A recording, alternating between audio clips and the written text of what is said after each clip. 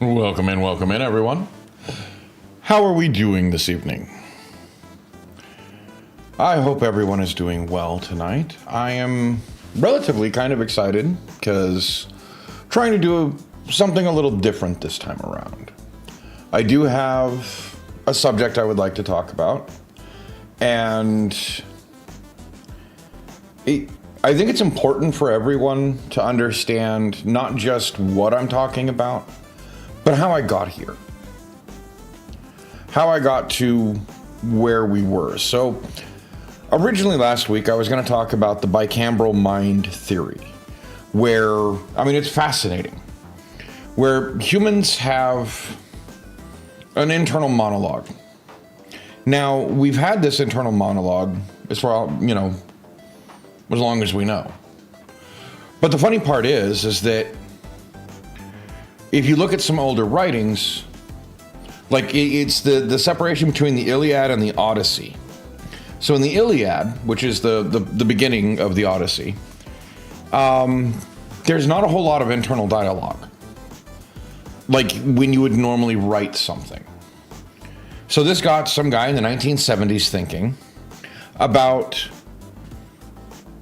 maybe humanity only recently evolved the ability to really talk to oneself and understand that they're talking to themselves versus the idea that they're talking to a god, something external, even though it's all up here. You have concerns about the dog. What's wrong with the dog?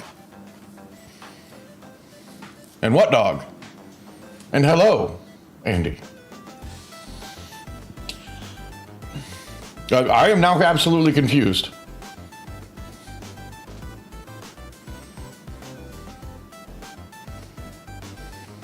Or are you making a joke because I said gods? Oh.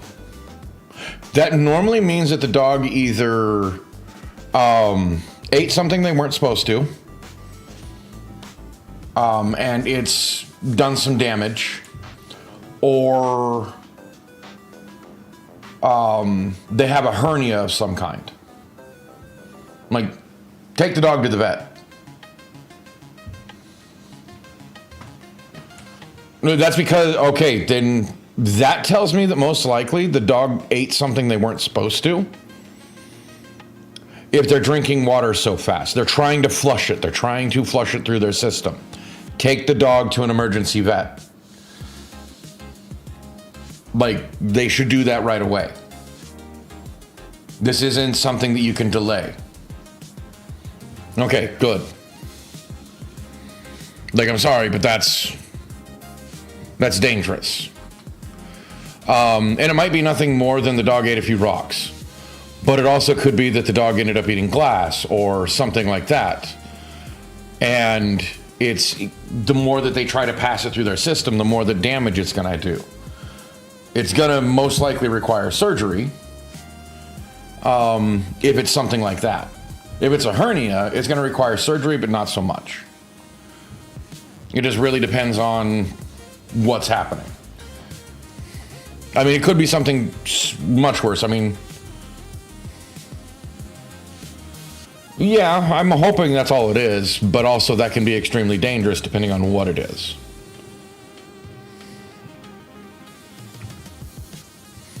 Okay, yeah.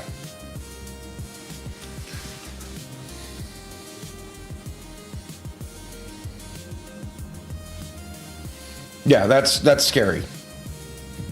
My buddy's dog ate socks one time and it couldn't pass them. And she wasn't doing very well, and then I'm doing good other than, that. Well, let's take our minds off of that because there's nothing we can do about it. Oddly enough, it's actually appropriate to what I'm talking about tonight. Taking your mind off of things that you can't do anything about. So as I was talking about the bicameral mind, it means two chambers. And how maybe early man, and by early I mean like 2,000 years ago at the latest, didn't really have an internal monologue, not one that they really recognized. So when they had prophecies or conversations with God, it was actually with themselves. Hey Jade, how you doing? And this got me thinking. This theory is what got me thinking about, the bicameral mind and all of that. And I'm doing good. How in modern days, if this theory is true, we might still have some holdouts of that thing, of that process. Like a lot of people have anxiety, especially in today's day and age. I'll get to my theory on why. And remember, this is all my theory. I am not a psychologist. I'm not any kind of doctor. This is literally just my ideas of what I've gone through in my life and how it's worked for me or connections I've made. Just putting that disclaimer out there. But we have overactive internal monologue and being, just a doctorate from life. We have overactive dialogues because we are so plugged into the internet. We often think of the internet as being external. The only problem is that using the internet like we do, I mean, even me right here on the page, is still internal to you. You're experiencing me, but you're not experiencing me in real life. No matter if it's a live stream, it's still not life. It's this disconnect. Now, we're working through it. We're learning how to live with it. But one of the things is that people often are surprised by my ability to just jump into something new. Try to learn something new. Doing things just for the sake of and love of doing something new. It's fun. I enjoy it.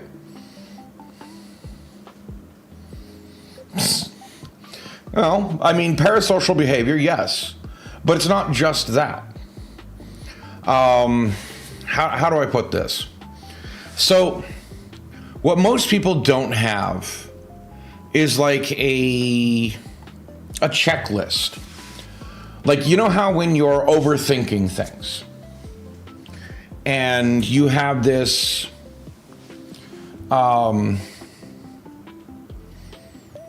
I don't know who Tyler Catastrophe is. Most people don't have a checklist. So one of the first things that I think most people, whether in creator sphere or watching creators, anything like that, really should do is have a mental checklist. Like a mental flow chart. It's like, okay, why am I worrying? Well, it's this. Well, is there anything I can do about this? If yes, go over here. If no, go over here. So yes is, but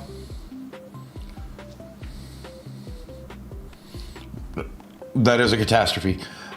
If yes, what is it you can do about it? Do it. If no, why are you worrying about it? There's nothing you can do about it. Let it go. And that's really it.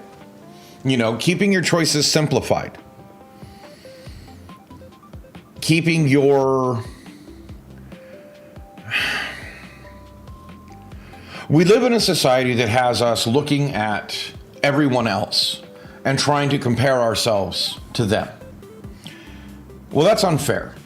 You don't live their life, they don't live your life. Like, there's nothing we can do to really make sense of their life in relation to ours. That person can give advice, you can give advice to that person, but that's all it is advice. You can tell them, hey, this is what worked for me. but that doesn't mean it's going to work for them. The other side of this is that our internal monologue, like strictly things we can control, is us. The first thing we have to remember is that we're in control of our own brain. Our brain controls everything about us, and we're in control of that. You know, I mean, really, if this is a simulation, you know, by like some people believe, we're a player. We're in control of this meat suit. So we're really in control. You know, how do I? So I have an even bigger list of executive function, executive rules of engagement, if you will. So you kind of do this roll call in your brain. You stop and listen to yourself. Who's talking? You know, what part of your brain is talking? If it's basically this constant loop of what if, what should I have done, how could I have done this different, blah, blah, blah, blah, blah. It's what I call the security protocol. Security protocol is over-reporting. It's trying to fix things that it cannot fix anymore. That time has passed. But it is performing a function because it's trying to learn from the past, which is fine. But it doesn't need to sit here and tell you about it all the time. Because that's one of the biggest things I realize is why do we talk to ourselves? Why does our brain constantly talk to us? It's our brain. We're already here. I already know these things. Why are you telling me? If you can tell me, I already know. Why is this necessary? Why is this back and forth, even in our own head, necessary? And I often think of it like, well, again, like a simulation. That's the only reason for that. It's how you program a computer. You know, you have telltales. It's how, you know, a car has a check engine light. You know, hey, something's wrong, we need to check it. Of course, that check engine light doesn't tell you what's wrong. It just says you need to check your engine. This is often like what our security reporter is doing.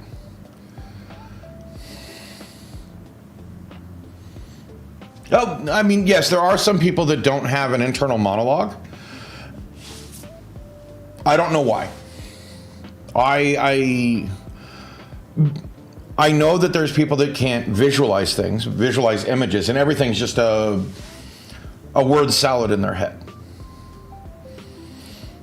You know, and vice versa. You know, people can't read words in their head, but they can imagine all these scenarios.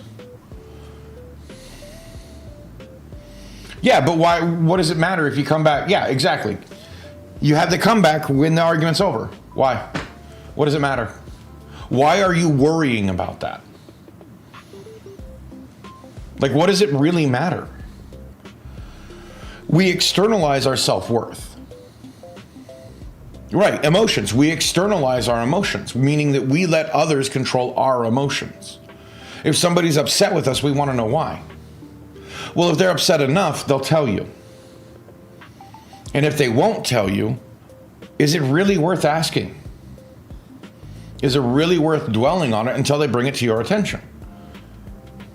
You know, don't overanalyze. I mean, we had 5 years just previously of basically people wearing masks, where 80% of the social cues are gone. 80% of your social cues come from the face, the way the person talks, how they look at you when they talk. But it's often people can't see the difference between somebody laughing and somebody being angry when the mouth is covered, because it's really important how that mouth is covered. You know, not only that, but also a lot of people that were just coming into their own had all of that social interaction taken away. All the way down to little kids had that social interaction taken away. They don't understand anymore. We let that social muscle go flaccid. It's weak. So we don't like going out in public because we don't really understand what's happening.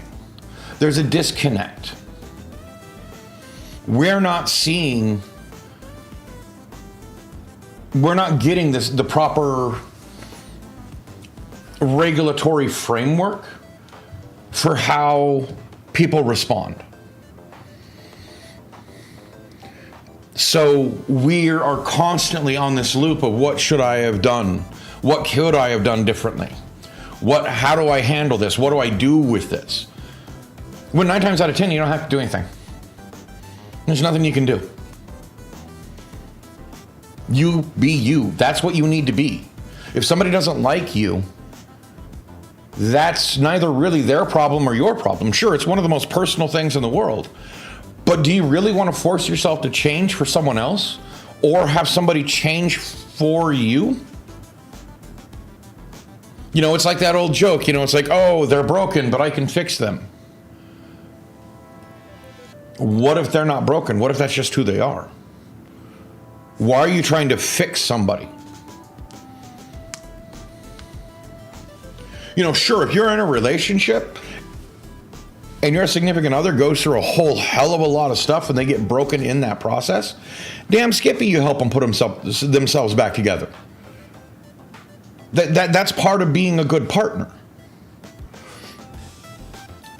But you don't find somebody to fix. That never goes well, because you're either going to tailor make them for you, and it's not really who they are, or you're going to fix them and you realize that this isn't the person you wanted and fell in love with, and they're going to leave you. Either way, it isn't a healthy relationship. Or or a third option is now they feel dependent on you for everything they are. They feel guilt even though they're not happy where they are. So what do? You stick it out because, they helped you through all of this stuff. I have to. I'm obligated. Do you want to be in a relationship with someone that feels obligated to be with you? I don't. But that's what I mean by the security is being overactive. These are all things that just sit there and run. Now, sometimes you're giving yourself a dress down, a talking to, because you know what you screwed up. It's not a question of what or if I should have done. You now have this voice in your head saying, this is what you should have done. This is where we made mistakes. This is how we can fix it in the future. That is your executive function. That's cognitive executive function working properly. It's learning from a mistake. You need to listen to that voice, knowing, okay, this is how I fix this in the future, and you listen to it. And then if you have this like quiet background hum or rhythmic flow or just abstract imagery flowing through your brain, that's just your artistic side spooling out random background information. You don't have to listen to that until you want to, until you have the time to sit down and do something with it. But I think part of this is why so many people that I know have to sleep with the noise.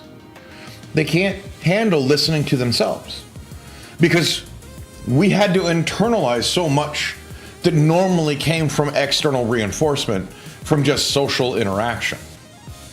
So now we have to internalize, oh, what if they don't like me? What did I do wrong? Why don't they talk to me? What is this? What that? Everybody's social muscles have been lack of exercise. They are literally flaccid. We need to work on that. Our muscles are flabby in the social interaction part. Just look at how many people come out with main character syndrome. Because their mental loop is constantly about them. So the world revolves around them. Their mental internal loop is all about them, so the outside world's all about them. Pure and simple. Am I making sense to people? Are we quiet because it's like, okay, I'm taking notes, I'm listening, or is it, well, you lost me? But the one thing that I did come up with is like, once you take that stock, once you listen to yourself and what's going on, I do an audit, a mental audit. Now, keep in mind, this is a lot of work in the beginning. Once you've done it repetitively for a time, it comes like that. It just becomes rote.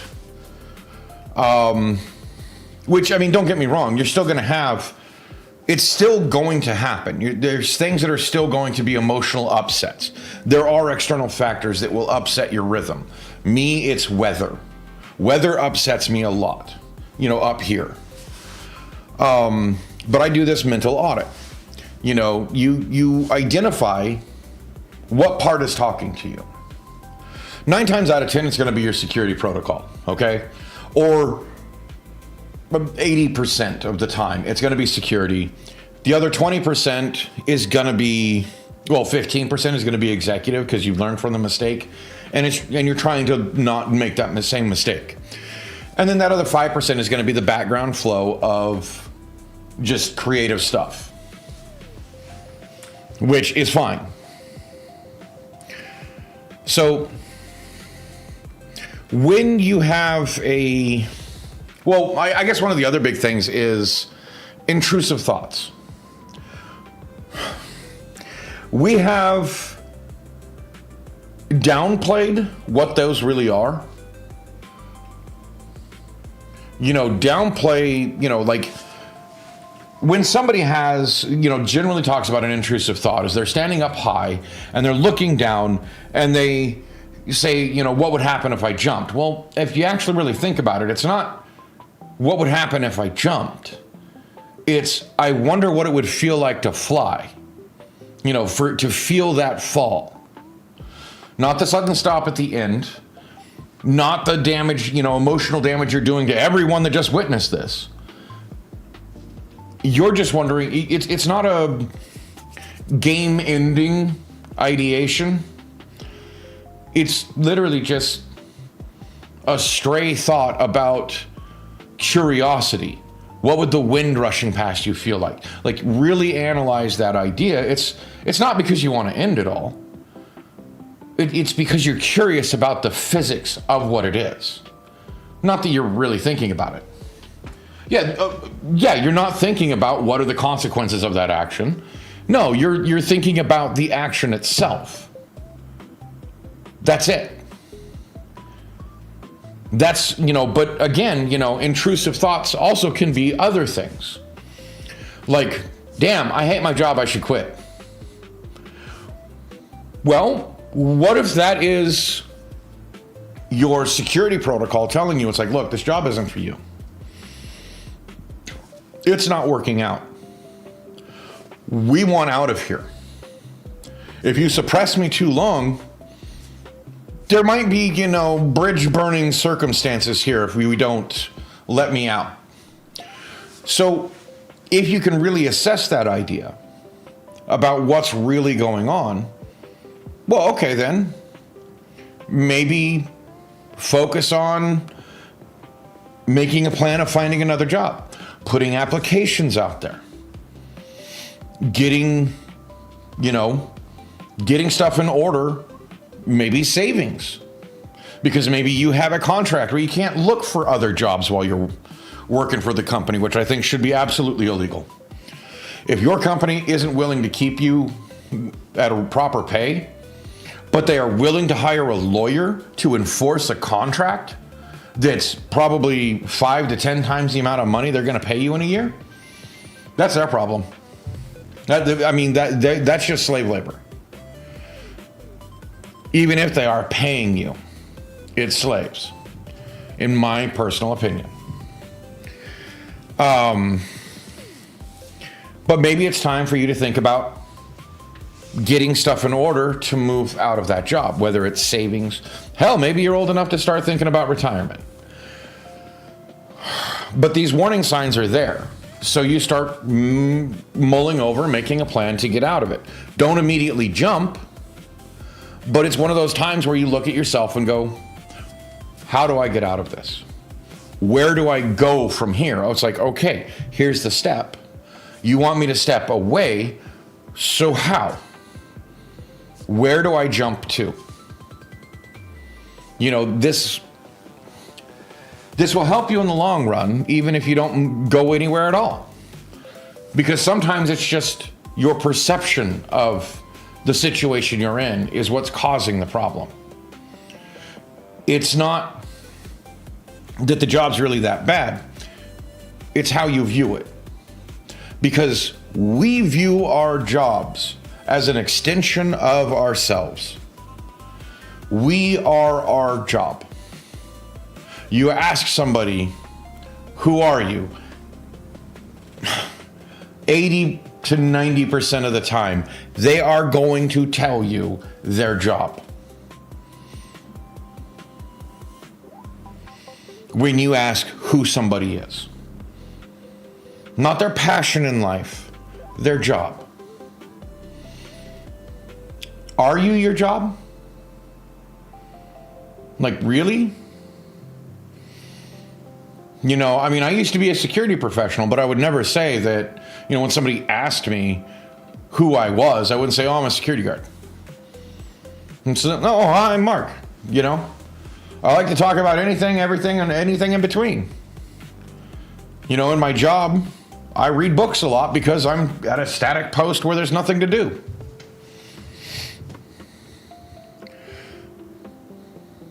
Yeah. But 9 times out of 10, I'm not going to sit there and tell you who, you know, if you ask who I am, I'm not going to tell you my job.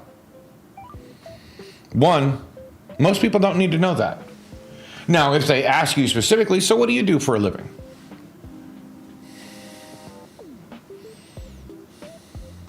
But Indonesia identifies as your job? Yeah. I assume you mean I don't identify as my job. But I'm sure a lot of people in Indonesia identify as your job. But that's what I'm saying but how many people do you know that actually identify themselves as their job? Like, no. So one of the other things is that Dr. Lawyer, we have this myth. We have the myth of being frozen. You know, the panic scenario where you freeze when you panic. Well, I can tell you what that is. I almost guarantee you what it is. But again, I'm no doctor, okay? When the inner voice goes quiet during a crisis, on average, the person is going to sit there and think of it as a system crash. They don't think, I don't know what to do they think, I don't know what to do because I can't hear myself. Because we're so used to this internal monologue, we freeze because we're not getting instructions. Our executive function is so used to acting that when we don't have instruction, we don't know what to do. But here's a strange little factoid I should tell you. A little reframe. So that silence is not a crash. Your system isn't grinding gears. Your system's actually overclocking. It's moving so fast that you can't hear what's going on. Don't fight it. Stop fighting your internal instincts. Okay, we have been made to second guess every decision that we're ever going to make. Take the consequences of the action because, well, your verbal processing speed, meaning when you're talking to yourself and giving yourself instruction, is 150 words per minute, average. But your instinct, visual, kinetic, seeing what's coming at you, catching a ball, that speed is literal milliseconds. The reaction time you put into playing a video game. The reaction time you use from your eyeballs to your brain to your hands to catch a ball is literal milliseconds. listen to that instinct. Understand that it's not there to harm you.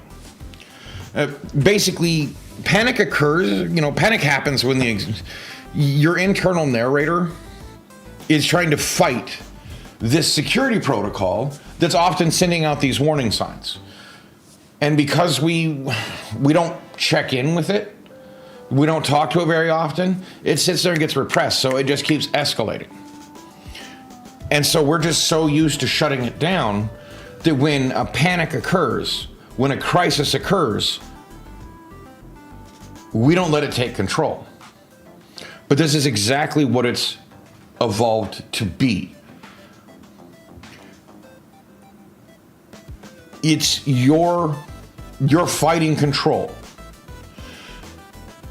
Just trust it. Trust your instincts in what to do in a crisis situation. Don't think, just do. Very hard to implement. Don't get me wrong.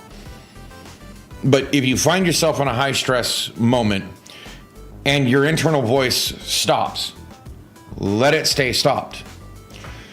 Your body, your fingertips, every other part of your eyes, your ears, your nose, everything is designed for this scenario specifically through evolution. This is how we survived to this point. They have better sensors for this specific environment than your internal monologue does. Because if this 1970s theory is correct of the bicameral mind, we just recently got into this. Our brains can't think fast enough through the crisis situation. You just do. You can't think about it. You just do it. Does that make sense? I hope it makes sense. So basically, I trained in martial arts. I've also been trained in first aid, and I've trained in situational awareness through security.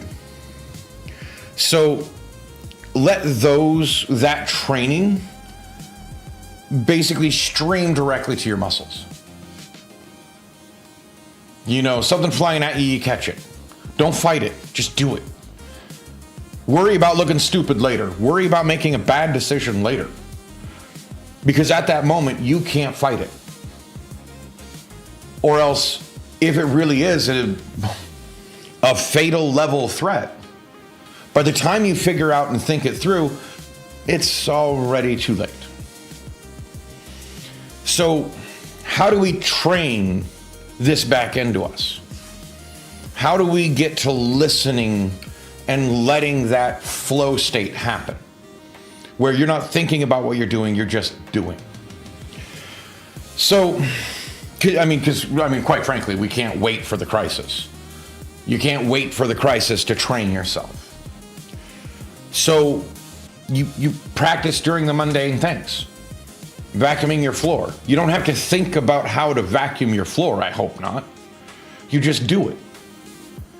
You don't think about folding your clothes, you just do it. There's no reason to really think about what you're doing. You just do it. Or drawing or writing, however many things that you do that you don't really have to think about, that's the time where you let your hands do whatever they're going to do. Say you have a menial job of packing boxes in a warehouse. You're on an assembly line. All you're doing is just putting stuff in boxes. Well, if you've done the job long enough, you don't really have to think about what you're doing. Your mind starts going numb. So now you take the time to think. You start the task. And basically, you kind of have to give your body the command, do the work.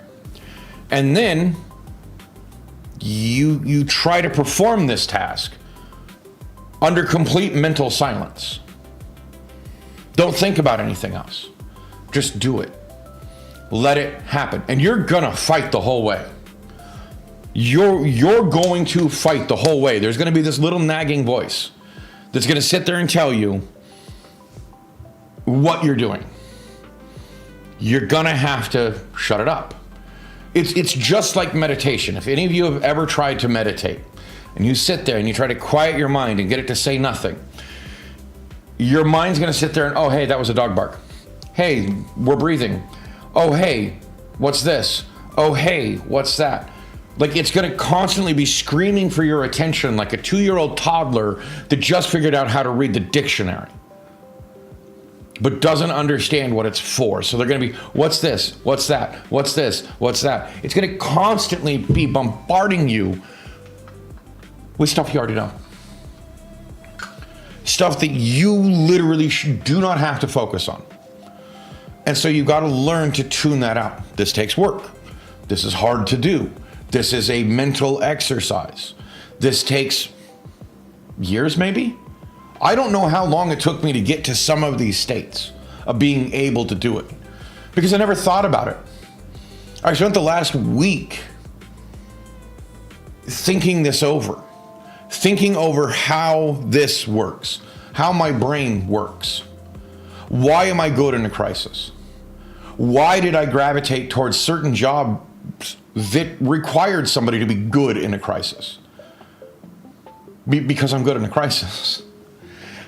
But everything else I'm pretty bad at. Like in a disaster, in something like that, no problem. I know exactly what to do. I don't even have to think about it. Mundane tasks, I'm bored. I'm super bored.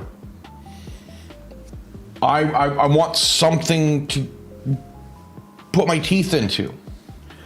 But by training in martial arts, being able to not think about what I'm doing and just do it, just flow with whatever's happening, that is so important, I think, for everybody to understand how to do it. And maybe I'm wrong. Maybe this won't work for you. Maybe I'm just barking up the wrong tree.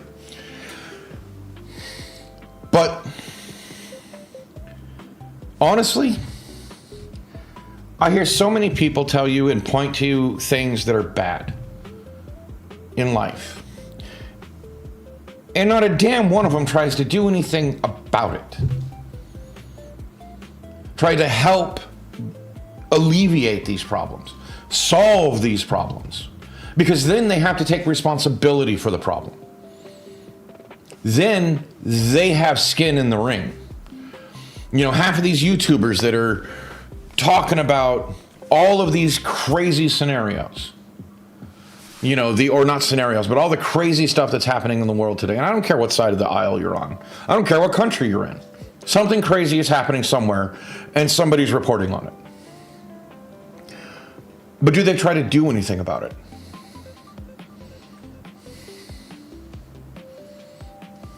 Why? Why do you have to listen to music, watch TV, and possibly do a third thing? See, that tells me that you're trying to shut up a part of your brain that's trying to talk. That's literally trying to tell you something. You're not letting parts of yourself report because you're afraid of that report. Maybe I'm wrong. Again, maybe I'm wrong. But if we have to distract ourselves so much, we have to ask ourselves why.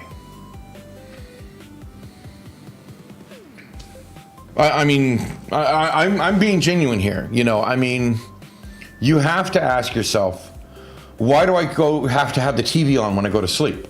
Well, because I'm afraid of what my brain might say.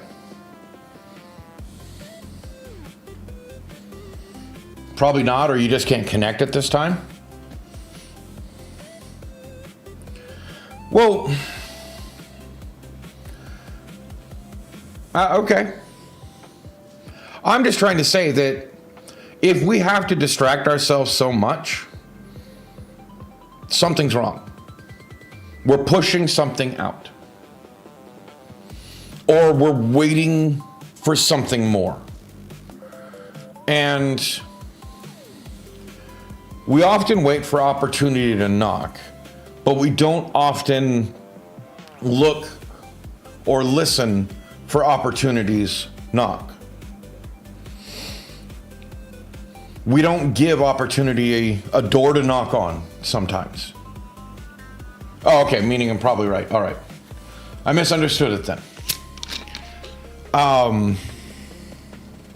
But if you can do this training of the quieting of the mind, if you can get that to quiet down while you're doing the task, then you can do this executive function thing, parallel processing, if you will, like a multi-thread processor.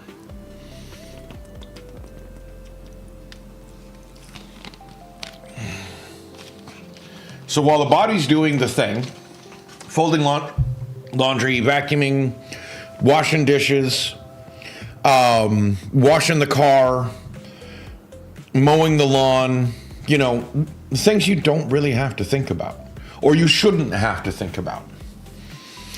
Once your physical body is doing something, loading the boxes, managing weight, balance, spatial awareness, automatically, once you're getting all of that to be automatic, now you're free to inhabit another track in your brain. Sorry, I don't know how else to describe this because this is how I've always described it. Like I have mental tracks. Like think of like an old reel-to-reel mainframe. You know, those little spinning dials with the magnetic tape in between. You know, I've just got several of those. And one's always going. Well, more than one's always going. 5 are always going. I'm only ever listening to one. And 5's probably too low. But I've got so many different things I do, but they happen in a background process. So then I can bring up that other spool.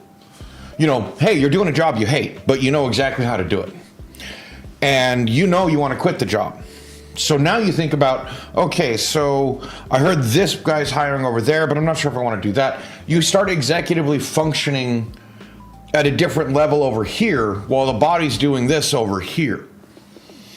You know, so you're thinking about your next steps. Or maybe you're a writer at home. You use warehouse work because it's menial labor, but it pays your bills. So you load boxes all day.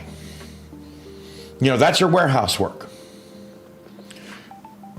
And you think about the narrative that you're writing for your story over here. You know, I even wrote a song about this, about how menial tasks will busy your hands to free up your mind. You know, some people, as in the song, ride a bike. You know, up and down hills, you know, riding or running, you know, because you don't have to think. Well, you don't have to think about what you're doing, so use the brain for something else. I mean, sure, if you use that time for just clearing your head, that's perfectly fine. But just be aware that it can be used for other things. That time can be used productively.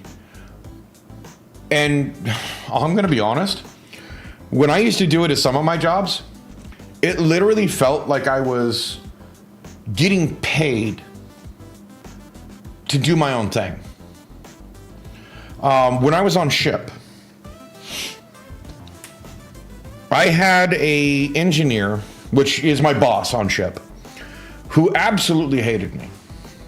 He called me a virus because he couldn't get to me. He couldn't break me.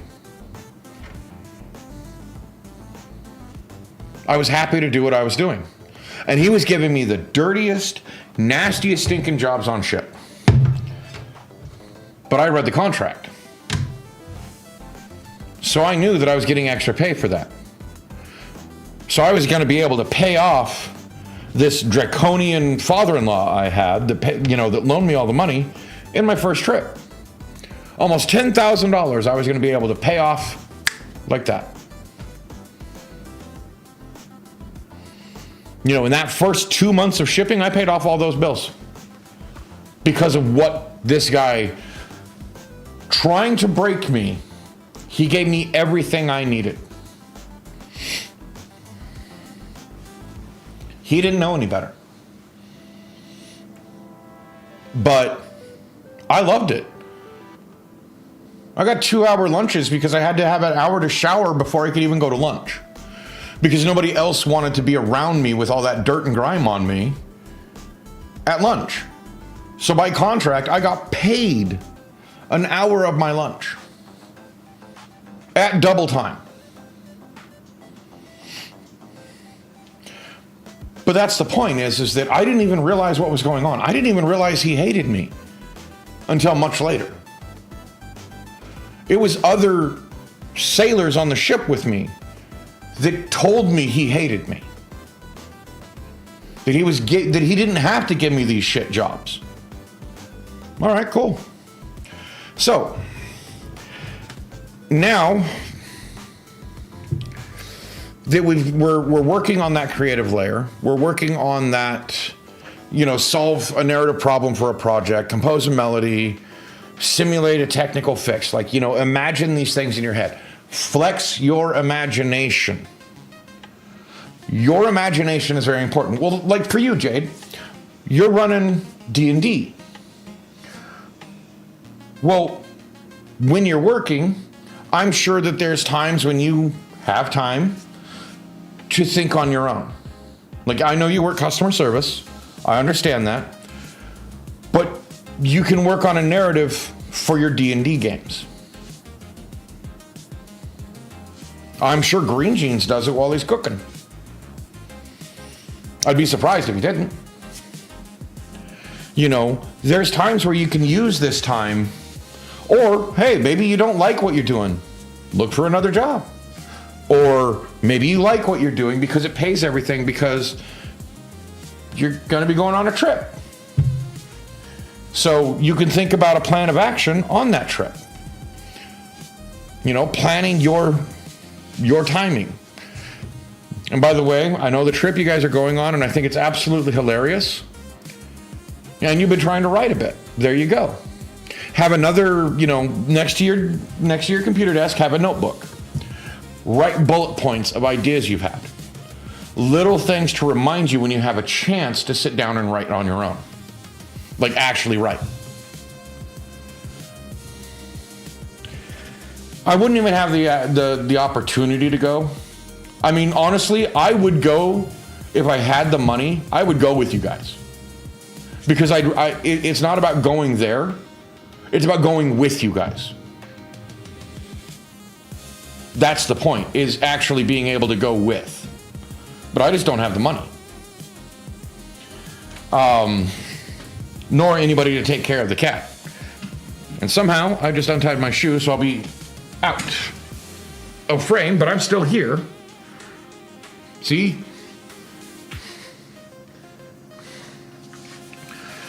Last thing I want to do is step on my shoelace while I'm standing here, and you guys just watch me go whoop, and hear a lot of cursing and thumping because I'm an idiot and I'm flopping around like a whale on a beach. Yeah, trip and clunk. But, funnily enough, you guys are probably going to go when it's relatively deserted. But now that we're working on that, moving from your physical reality of life to working on the cognitive agility, now we're going to look at social disruption that we've dealt with. You're in a dynamic professional environment, social environment, a meeting, a date, high stakes negotiation, high stakes call, something that you're feeling this pressure. The pressure to be perfect, the pressure of the perfect word, perfect moment, how to fix this issue. Well, many people will sit there and analyze. You hear a statement, and your internal monologue takes that statement, and you analyze it 15 different ways. You're trying to construct a perfectly safe or the perfect response to be smart, impressive. But this is the latency gap. Your brain is lagging because of that 150 words per minute. You're literally lagging behind reality. What does this mean? It means you look stupid. You're sitting there. Or there's just silence on the other end, and they're waiting for a response. You either say nothing, you say something that sounds pre-recorded, or because your internal timer is sitting there tick, tick, tick, tick, tick, tick, tick, tick, you rush and say the worst thing possible. So how do we fix this? Shadow box. You know, boxers, shadow box.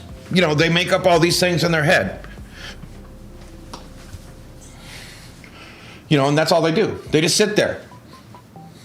You know, they're just boxing with the wall. What purpose does it serve? Well, because it's agility. You're putting that motion, bob, weave, pop, pop, becoming unpredictable for a reason. So you don't have to think about it. You watch that, you know, in the actual ring, you watch that guy's fist come in, you're just flowing with it. You're not even thinking. You're just doing it.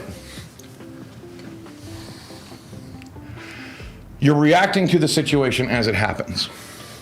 Well, now that we've got your body on autopilot, now that we're working on things, now also think about your work. You have a review coming up. And you know you're going to have an interview in this review. You know, they're going to talk about your yearly review and whether or not you deserve a raise. No, it's performance review. Sorry, I haven't had to deal with any of this crap for a long time. So now you argue with your boss. Not verbally, up here. You think of things that they're going to say. You know, it's like prepping for an interview. You call and respond, call and respond, call and respond. But you do it in your head, so it's like muscle memory. So it's like that boxer shadow boxing, only now it's up here. You're shadow speaking. You're shadow arguing. So you don't have to think about what you're doing when you're in that interview. When you're asked the question, why do I deserve the raise? You're not sitting there like it looks like you really had to think about it. So, oh, well, you know, remember that Davis client, you know, real hassle. I got them this, and this, and they paid us, you know, 10% over budget. I say that deserves a raise.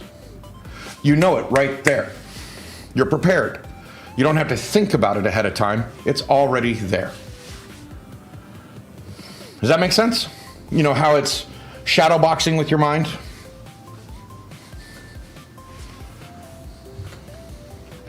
Or, you know, so that you're making these, you're using your time effectively, and it'll make you feel like you have more time. Because I keep hearing people say, oh my God, time is so fast. Everything, it just doesn't feel like time, you know, works away. Well, yeah, because you're wasting most of your time. Yes, exactly, thinking of possible scenarios. Only you're using your logic executive brain to beat that logic puzzle. Because that's what the conversation is. It's a logic puzzle. You know, even if you're wrong, you had answers right off the top of your head. That makes you look more confident. Hell, your boss doesn't even know if you're really right or wrong. Trust me. Your bosses are just as clueless because they're doing the same thing you are. Wasting time on short form media. Distracting themselves over here. They're not using their time effectively with a purpose. You know, I tried to talk about something like this a while back, about using YouTube or even TikTok with a purpose. Don't let them feed you something. Go look for something. It's changing the way you use the tools, changing what you value. You are your most important asset. You are everything that you have. You're not your bank account. You're not your job. You're you. And that's however many years you've been on this earth. That experience behind you. Learn from it. Use it.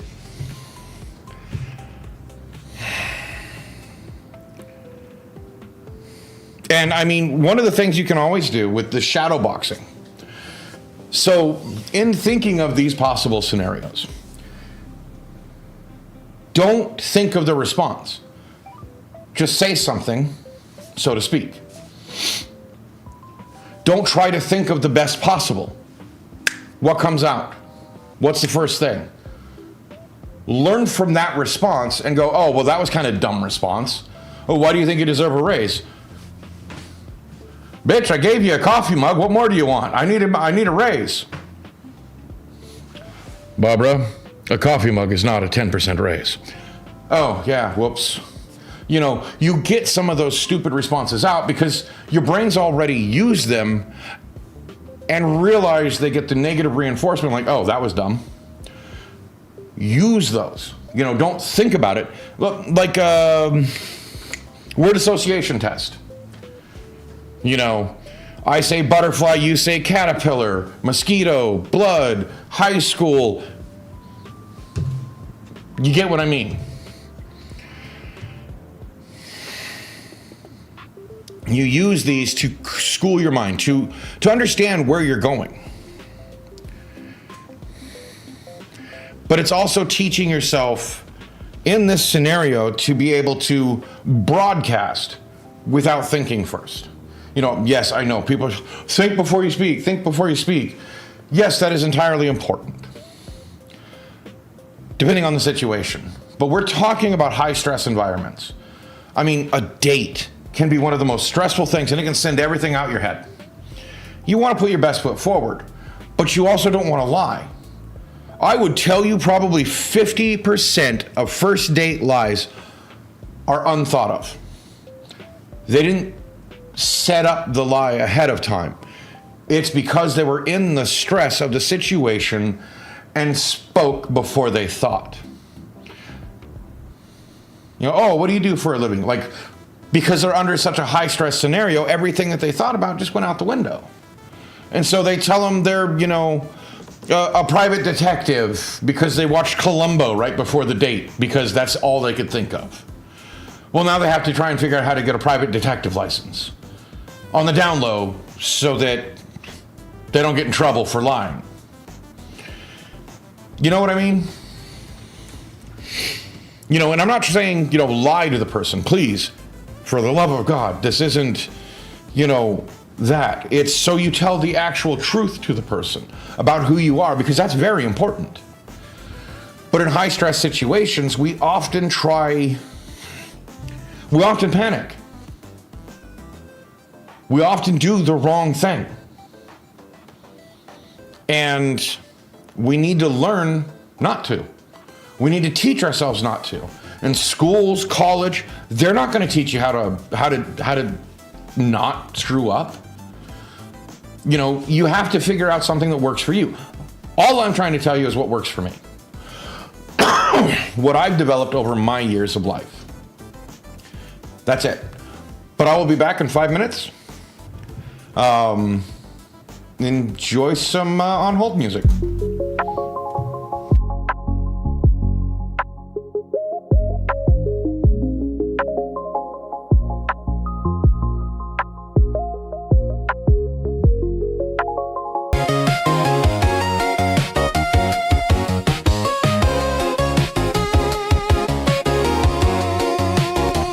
And I'm back, or will be in just a second. So I don't know, you know, I mean, I'm really trying to help, you know, solve some of these issues that people keep having.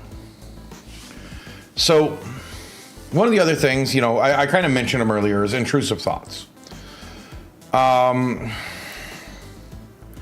Basically, this is internal gaslighting. We gaslight ourselves. We lie to ourselves. I want to expand on that idea a bit. these intrusive thoughts are more like system alerts. They're warning signs. They're the check engine light. They're the, your computer trying to tell you an error has occurred. Something like that. And generally, when people hear these intrusive thoughts, they either immediately respond, like, oh, yes, I should quit my job, and just immediately do it. Like, screw this, I'm out of here. Or they panic and freeze, which means they're probably going to do their job poorly. Or they get frustrated. They sit there and listen to the thought, and it's just this spool, this whirlpool of sucking you down because you're trying to fight it, but you don't know how to fight it. You're trying to combat it, but you don't really know where it's from. So ask yourself, why do you want to quit your job? Are you just having a bad day? Has it been a bad week? Maybe it's not even the job at all. Maybe it's something else entirely that's causing the problem. You have to figure that out. I mean, I can't just give you a message. It's not a critical failure. It's literally just a warning sign. Do you need to reframe how you view your job? I am my job. No, my job is just what gets me the money I need to live so I can do the things I want.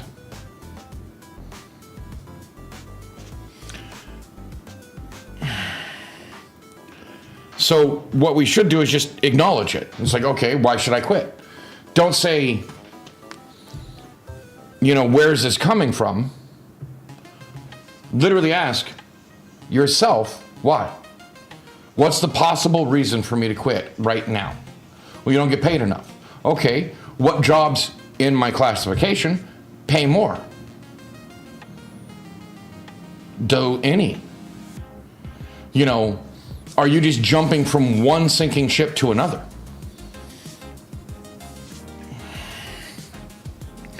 You really want to hear it. Self-analysis. I mean, if Freud got anything right, it's that. It's self-analysis. It's trusting yourself to know what you really need. Yeah, sure, there might be outside people, stuff like that you can bounce ideas off of. But don't just take their word for it. You have to come up with it. That's a small one. But you have to basically figure out a parachute protocol.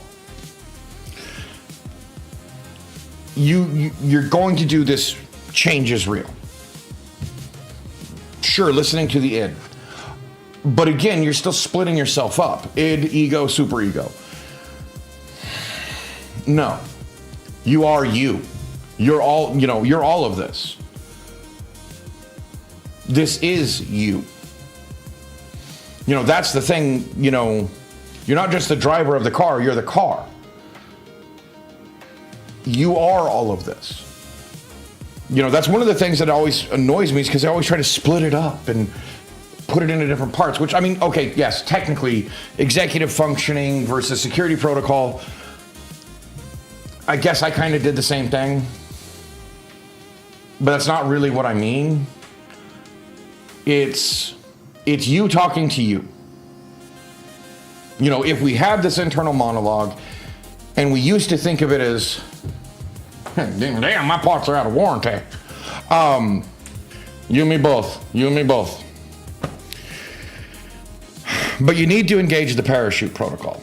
And what the parachute protocol is okay, if I'm going to make this change, I have to make sure that if I'm going to jump out of this airplane, I have a parachute.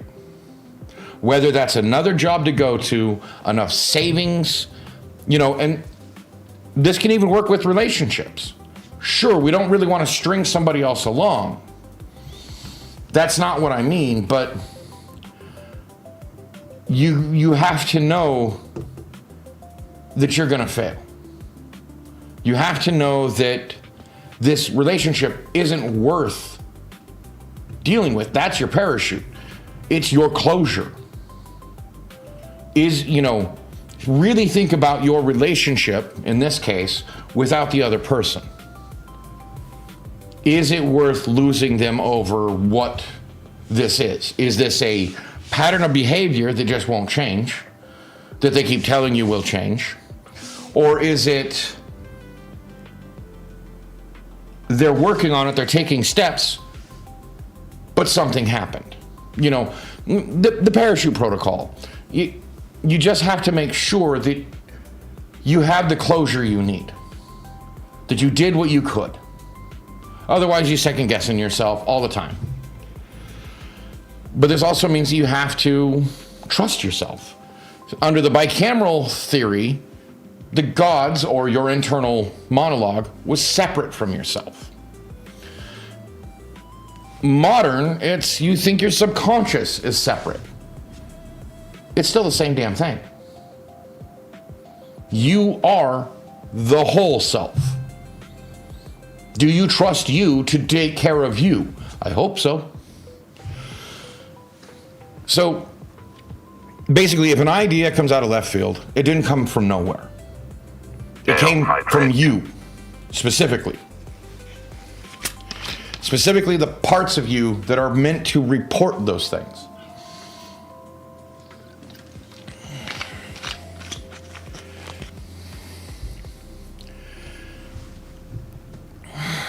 Basically, it's the parts of you that process information faster than your internal monologue, then faster than you can record.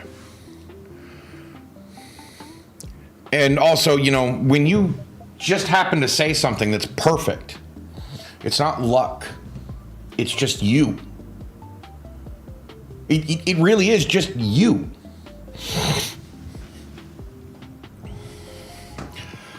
You have to focus on understanding that you are what you are. You are all of you. You can't just you got to where you are under your power. Not because you're some main character, but because you are you. I mean, you should be the main character in your own story. But do you want that person, that main character, to be an asshole? To be just lucky? Or to be you? I want the main character to be me. I want that main character to be known as somebody that tried, that did the right thing. Sure, it may have been a mistake at the time, but I can look back and go, with all the information I had at the time, what else was I going to do? Sure, I know better now, but what else could I do? What other choice did I have?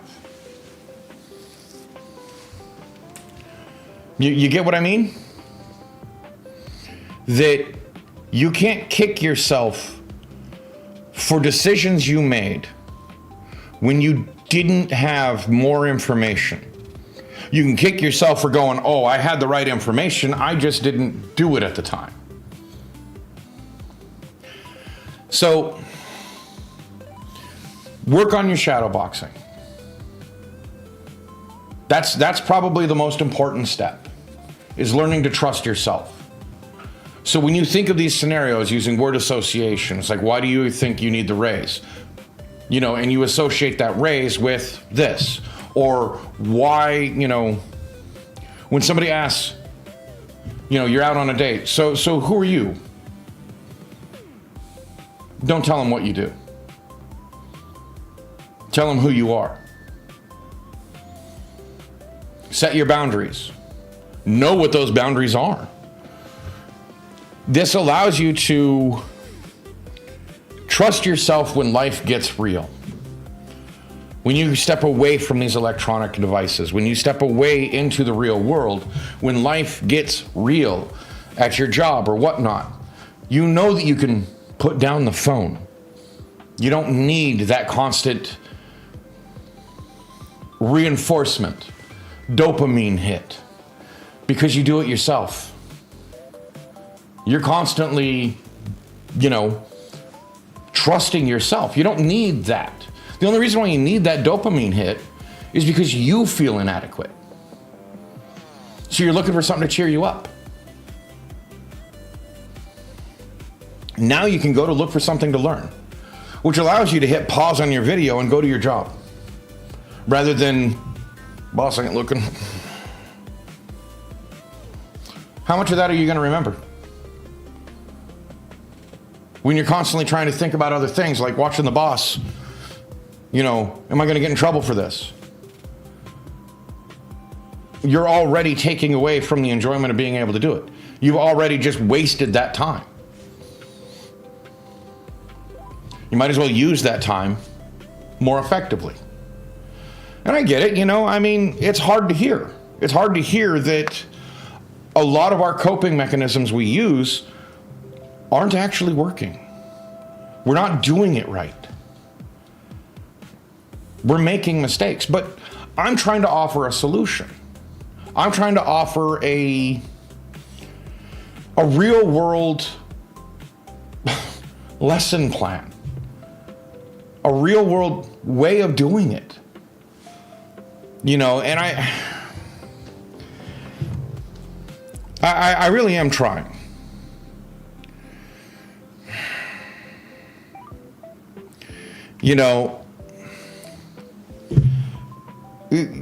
Here's another, scenario. So you're at your desk, grocery store, whatever, when an intrusive thought hits. Walk out of the store, never come back. Or when a wave of background anxiety comes in. You're feeling anxious, that panic attack, which, people get. These are real things. The person often will think, hey, oh God, I'm losing it. What do I do? Do I suppress the thought? Which is just going to make it come out worse later if you're able to successfully repress the thought. Remember, anxiety and excitement are literally hand in hand. They're intermixed. We don't really understand why we're anxious. Maybe we should stop and ask ourselves why. That should be part of the calming technique of dealing with that panic attack is why? What's caused this signal? What's caused this to happen? Why is my heart racing? Why is this happening? Why do I feel like the walls are closing in? What triggered this scenario? Can I avoid this in the future? Most people say, oh, I just can't handle crowds. Well, why? Sure, there are some people that will just not be able to handle crowds. That's fine. That's okay. I'm just saying that the idea that so many people can't handle crowds right now, that's a little worrisome. The amount of people that check engine light just keeps going on and off, and they've done the equivalent to putting electrician's tape over it so they can't see it. With drugs, medication, false coping mechanisms, but they've never once asked themselves, why? Where did this come from? Why is this happening? Why is this happening right now? Is it just misinterpreted data? Did you misread the situation? Is this guy breathing down your neck because he's going to stalk you out the door? Or is he breathing down your neck because he's a mouth breather that doesn't understand personal space and it has nothing to do with you? Or is it somebody pushing him from the behind? Some other person. What you doing, babies? Why?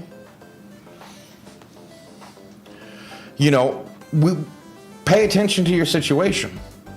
Have a situational awareness. The amount of people that use noise-canceling headphones in public just baffles me. You wonder why you can't handle people? Because you're constantly locking them out. That's ridiculous. You're constantly locking out the outside world, and you're wondering why? Why you can't handle the outside world? Because you're not giving yourself a chance to experience it. I don't know how many of you ever wore, earplugs for a job all day long. When I'm on ship, I had to have earplugs in, until I got out of the engine room. I mean, it literally, you could feel the noise. Like, we even had to have special headphones. Sorry, earplugs and headphones.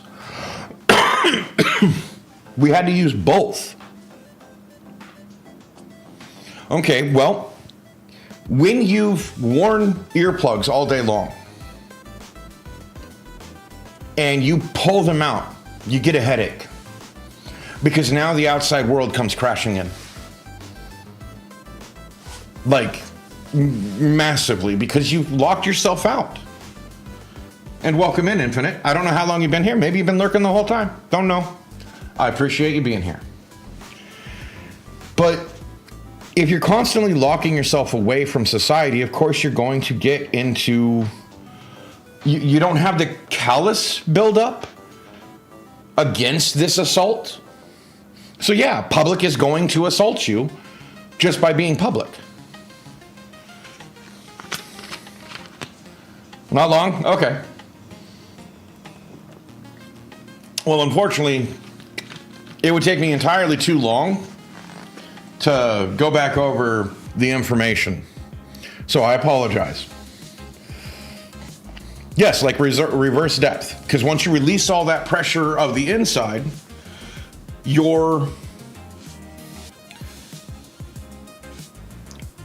well, also when you're isolating yourself from the outside world, everything you are is internal. So you're overthinking all the time. Again, your body's getting all these warning signals because you're not letting the outside world in. You're not aware of what's going on. So when you have to pull the headphones off to talk to the cashier, suddenly that all hits. So you're just getting it in bursts because as soon as you're done, you put it back.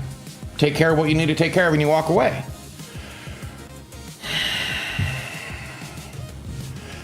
But the real idea is to try and get stability in motion. Yes, that's an oxymoron, being stable while in motion. You don't have to love your job to be at peace with it. Your job is what got you here today. Your job is what pays your bills. It's not who you are. But even if you really do need to jump from the job, hot damn, jump from the job.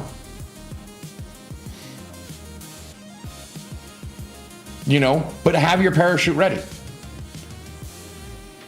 Go out, find applications, find what's paying in the other areas. Pack that parachute properly.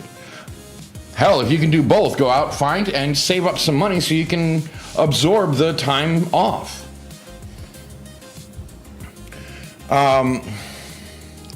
Just remember to pay attention to what that warning signal is in the broader sense of things. What that intrusive thought telling you I need to quit, or this date sucks, I'm out of here. Whatever it is, make sure you know where it's coming from first before you even act. You're having a panic attack. Ask yourself where it's coming from. If it's internal and it's because you're overthinking all these people looking at you, well, that's nothing you can control. You can't stop people looking at you. In fact, having a panic attack, and I know this is just going to make more people look at you, which is going to make the panic attack worse, not better. There's nothing... you can only control you. That's it. You can't control anybody else. Yeah, but you can't control them. So what? Let them look. And this is coming from a walking billboard. It's not like I'm somebody that disappears in a crowd. People look. I walk in a room. I cannot tell you how many times I've walked into a restaurant and a good half the restaurant will look. Jade can probably back this up. I am a walking damn billboard. It's half the reason why I got fired from so many jobs. Is because it didn't matter how good I was at my jobs, whatever I was doing, my mistakes pointed out because it says hi on my chest. Not really, but I'm look at me. It's one of the reasons why I don't go out in public that much. Not because I don't like how people look at me, but because I am loud. I take over situations unintentionally. Being quiet, being stealthy isn't me. I can be if I really have to be, because that's part of being security work. But it's not really something that I'm good at. But I do it well. I do being loud and proud very well. I am proud of who I am. I mean, pure and simple. And that's the point of tonight, of me giving you these things that work for me. Maybe you can use some of the tools to work for yourself, because they goddamn work for me. Even my little mental blow up last week because nobody showed up. I failed to control myself.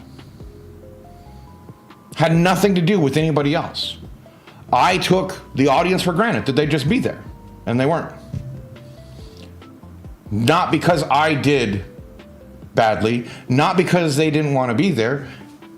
It's because I just didn't wait. I took the audience for granted. I just assumed they'd be there. That's my fault. That's my failing. But it only took me a few hours to really figure out that it was me that made the mistake, not anybody else.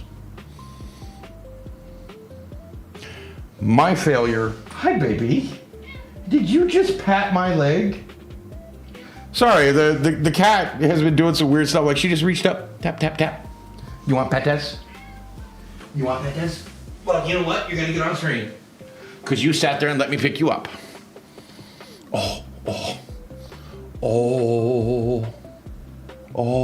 yeah, see, you like it. Don't give me that. Don't give me that, babies. Look at that pretty eyes. Look at those pretty eyes. No, you got to open up a little wider. Quit squinting. You're photogenic. It's okay. The camera loves you. Okay. I'll quit torturing you. I'm sorry. Yes, babies. Yes. You see how she just doesn't like the camera? You point her at the camera and she's all, no. It's like she knows it's there. Yeah. But basically what the whole point of tonight was what I call the diagnostic mind. It's stop dismissing these warning signs. Stop dismissing these intrusive thoughts. Don't ask why. Ask where. Where did this come from? What do you want me to do about it? It's not why are you doing this? It's what is it? Who's reporting? Who's really talking to me? Identify the buffer. Remind yourselves that you are the CEO of your own life. You're the boss. You can choose, to run your company into the ground if you want. That's your choice. That's your decision. You choose. Don't let others choose for you. But also, just instead of doing that, just remember to pack your parachute. Trust me, Infinite, I've ran my company into the ground a couple of times. I always come back. And often better than I was the last time. I guess I'm kind of like a Viltrumite in that respect, if you've watched Invincible. What literally doesn't kill me makes me stronger? Yeah. Remember, your mind isn't trying to sabotage you with that anxiety, with all the little warning bells. It's just trying to provide a status report. That's it. It's not something that must be acted upon right now. It's something for you to listen to and assess. It's trying to tell you something, but possibly in a language you don't understand because you haven't listened to it. You have to learn to listen to these. You just need to stop panicking and start learning. Let it roll, let it run. So basically, since Infinite missed quite a bit, you are not your internal monologue. You're the executive that manages it. Yes, this is all coming from you, but you're the one that controls what gets recorded and what you throw away. Because it's just like bouncing ideas off of somebody else. Some of them good, some of them bad. Your brain doing the same thing. You're just a mental chalkboard. The goal is to get to a just me state. Not I'm my id, my ego, my superego, my job, my this, my that. No, I'm just me. Know who you are. Be confident in who you are. And I don't mean like, oh, I know I'm going to do. No. Know your reactions. Yeah, the brain, the BFF and the worst enemy. You have no choice. I mean, trust me, till death do you part. And there's no ifs, ands, or buts about that. No such thing as divorcing your brain. Well, unless you want to get a lobotomy. I don't suggest it. Doesn't seem to work out too well. But you have operational layers. And contrary to popular opinion, there's one that's going to be active more than the others, than any of the others. There's one that's going to be trying to take control all the time. And that's security.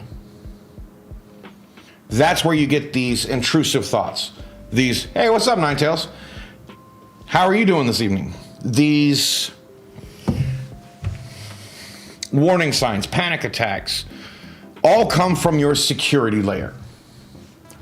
That security layer of your brain is fast, nonverbal, and it generally tries to handle your physical survival. But the problem is that we don't have physical threats as a regular basis anymore. Depending on what, Fast and Furious. So our security protocol isn't trained for the modern world. So it's going to be sending you into panic attacks. It's going to be sending you to jump off, from one job to the next, mouth off at the boss, because you're giving it too much control. Because, well, when we were hunter-gatherers, that was an important function. It was probably the executive. And it resents being demoted to just a security protocol. So it's going to fight for control. We haven't been outside of that, evolutionarily speaking, a long enough time. And just for those that, entered late, I am not a psychologist. I'm not a doctor. These are things that work for me. Security used to be the executive function. It used to be the CEO. It used to be the boss. Because when literally you're constantly scanning for threats, everything like that, that's the important one to listen to. That's the executive. In our modern day, what we now call the boss, which before was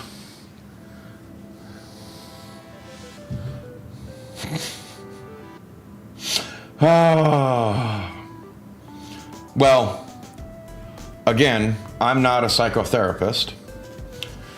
I am just an individual, a general practitioner. Or, general psychologist. Or something. Again, these aren't things that I really worry about because I've never really had to go. First one. I had to learn how to handle threats because of my growing up. I was a latchkey kid. A latchkey kid in a time when, hell, it wasn't illegal for me to ride around in a car without a seatbelt. I mean, we used to have a minivan, and I used to sit on a cooler in between my parents. You know, that gap in between? We had a cooler there. I used to sit on that in between my parents and watch the driving. Hell, occasionally I'd take the wheel while Dad had to, take off his coat or adjust something. I was 8, 9 years old. You know, my parents worked. My brother and sister were so much older than me that they literally moved out of the house by the time I was 13. I was an only child. My parents worked. I had food on the table when they got home from work. I had all my chores done. And I still got to go play with my friends. I had to be my own boss. I had to learn this by the time I was 12, 13 years old. I was working. That's right, I was also working a job while doing all of this. I mean, it really hits that you guys didn't have to deal with this. That even if you were a latchkey kid, there was a whole lot of things you didn't have to deal with that I'd have dealt with. I mean, people kept pulling up the ladder behind me about even letting kids work in certain jobs. I mean, I'll damn sure tell you that, I probably shouldn't have worked at the trap range, clay pigeon shooting. Drunk guys with shotguns were shooting over my head because I was in this little trap hut under, buried partially in the ground with a machine that's flicking clay pigeons at 30 miles an hour. And let me tell you, when you get hit with that thing, it hurts. But so security was the boss. Sorry, I guess I need to go back. It was the very important, you had to listen to it because at any point, danger was around the corner. We don't really have that anymore.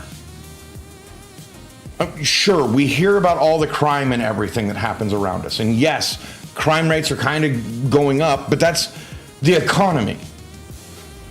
I mean, honestly, if a criminal's going to try and rob me, they ain't going to get much. Just the same with most of you, I'm assuming. I mean, I doubt many of you are living in places that people are actually going to want to rob. I mean, sure, there's online scams, but, there's only so much you can do against those. You're going to get hit occasionally. There's just nothing you can do about it. You can be the best that you want to be, and you can still fail. Because we don't have security protocols really evolved for that yet. And then you have the spools, like I call them, which, like I said, it's... Yes, okay. Yes, you might get broken into. Yes, that violation sucks, blah, I understand, I'm not trying to downplay it. Please understand that. That's not what I really mean. What I mean is that you're really not going to lose much. It's not like any of us have generational wealth. Yeah, it's going to suck. You lose your computer, your TV, whatnot. You're going to lose a lot of things that you have. But it's not like you're going to lose the bank account numbers for your Cayman Island account that holds your retirement, that $5 million that you're waiting for retirement, or your Bitcoin wallet. Please tell me none of you have invested in Bitcoin. But yes, it could have been much worse. Please understand, that's not what I mean. I mean, I've had my bike robbed. The one cool thing I ever really bought myself was a special ordered bike built for a guy my size because I love riding bikes. It was stolen.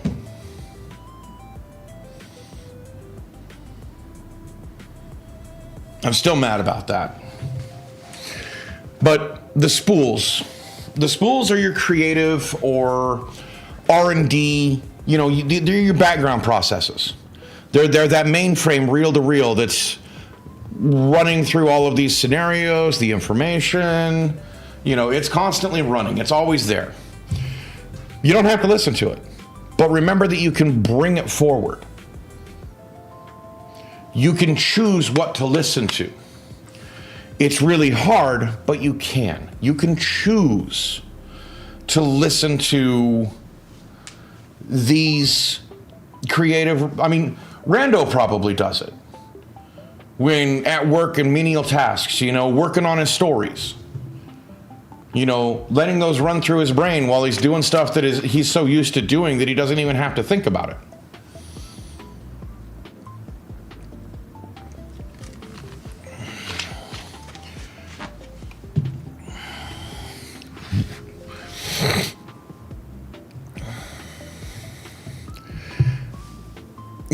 It's our background problem solving.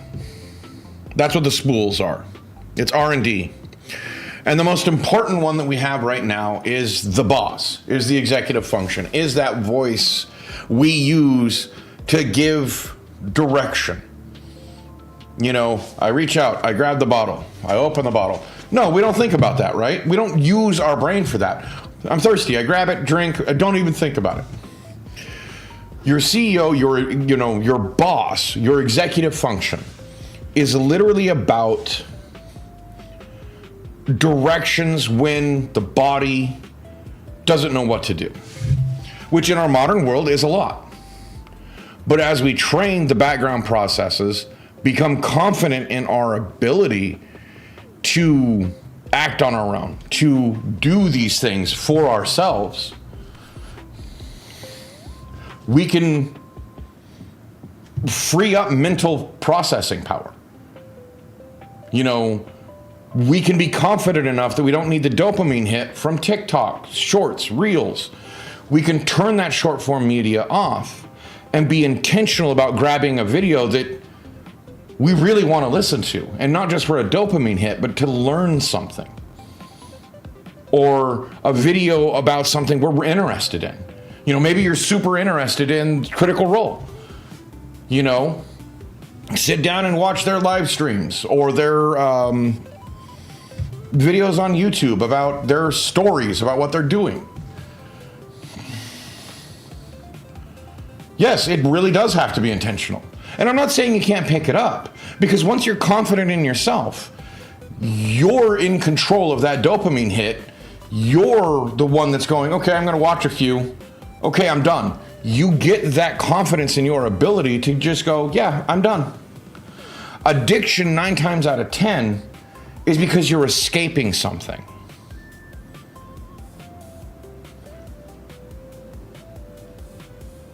That's really what it is. You're escaping something. You don't like your life. You don't like this. True. Well, instead of saying, I don't like my life, ask why. Why don't I like it? What can I do to make it better? There is a certain level of escapism that is absolutely necessary. It is absolutely necessary to escape your life and actually enjoy it.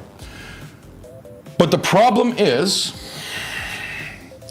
and this is where I'm going to go on a little bit of a pop culture rant. And I'm going to sound like a right-wing guy, but the message. I'm so freaking tired of, and I don't mean a very specific message. I'm tired of the message being the point of the narrative. I'm tired of that being the only identity to the movie, to the show, to the thing. Like, I'm probably going to piss some people off, but I watched Good Omens, the finale today. I was rather disappointed. They basically just redid season 1, but compressed it in a movie length. I'm sad about that. Because those were great characters, and They deserved the send-off they gave him, but it was unearned by the end of it. Because the message is that these two... No, season 3. They compressed season 3 into a movie. They just released it this morning.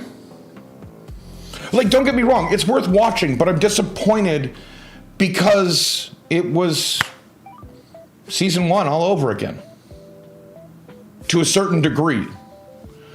And otherwise, it's fine. It was perfectly fine, but honestly, I'm surprised they did season 3 with everything that came out about Neil Gaiman, which Neil Gaiman and Terry Pratchett made the story. Anyway, but that's what I mean by the message. Like, you could read it writ large over the whole thing. Like, the whole story was this central message that Astrophale and Crowley deserved a life together. I don't disagree. I do not disagree one bit. That was a perfect message for the story. But that shouldn't be the whole story. That shouldn't have been what it was all about.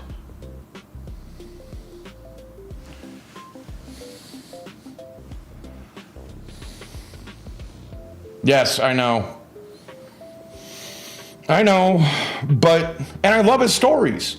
But now you have to go back and look at his stories and go, gross. Like, now I understand where some of this came from. I thought this was about overcoming a predator, not how a predator finds his prey. That's gross. Anyway, I mean, I don't even know if he was ever convicted. I'm sorry. You know, maybe I shouldn't be talking about it, but it's just, I know it's colored my idea of him. You going to bed, Jade?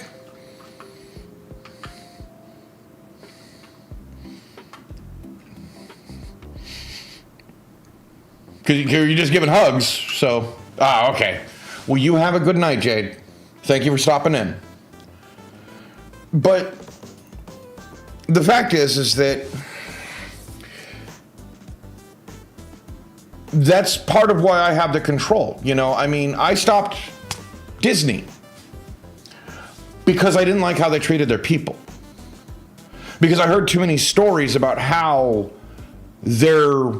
Well, look at Britney Spears, Justin Timberlake. Look at how many child stars they've preyed upon. I'm not going to support that. I mean, personally, I don't think children belong in movies.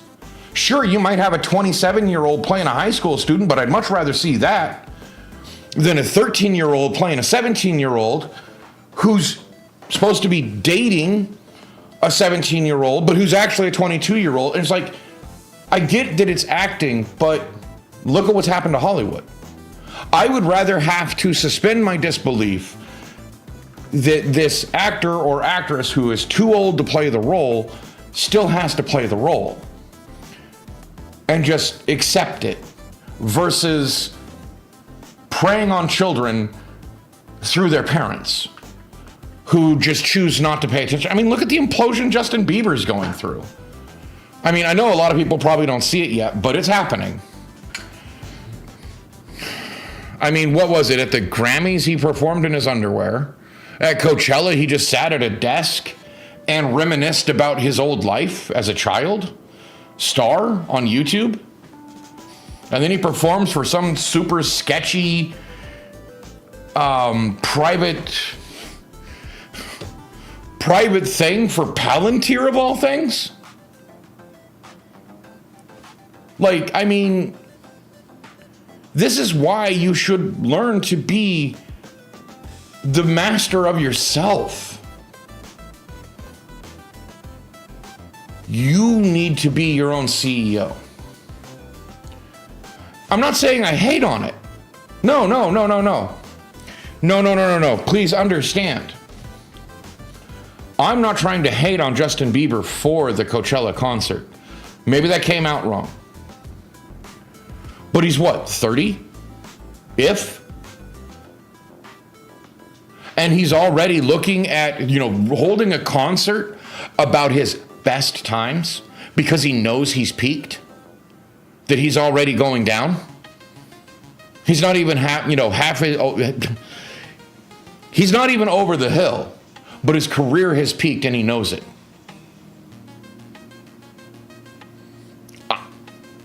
I just think he needs some people looking out for him for a 27 club incident. They need to be there.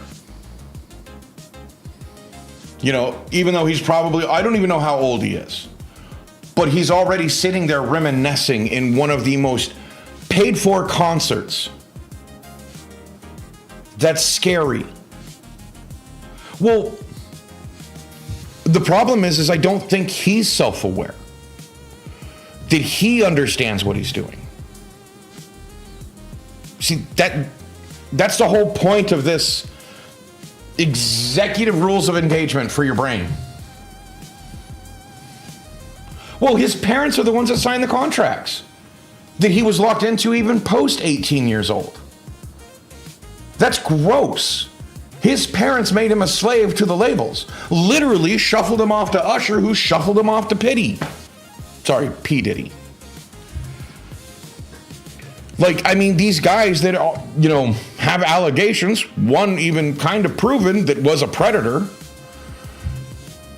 and that's his family did it.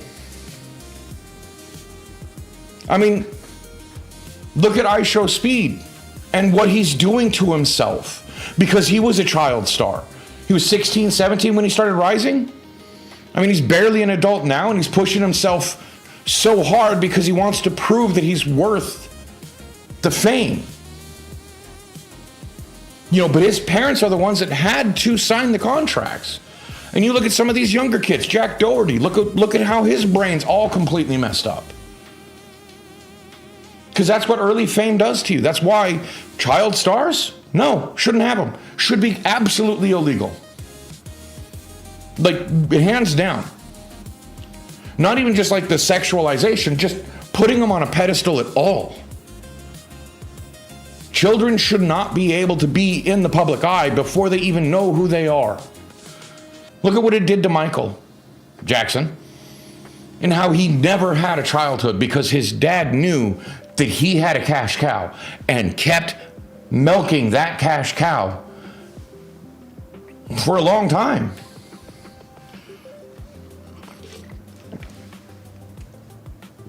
It puts them in a state of arrested development.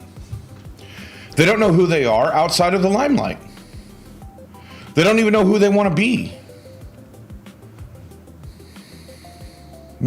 They become their job. Yeah. Well, that's what I'm saying is I'm watching it happen with Bieber. Katy Perry, same thing. Taylor Swift, her parents put a friggin' recording studio in her house so she could record. And even then, he had to rent out the whole shop and put his friends in there so people wouldn't freak out. Just so he could feel normal. That's what we keep doing to these kids. Kids should not be on social media because they have just as many eyes on them. Or at least they feel like they do. And that's not fair.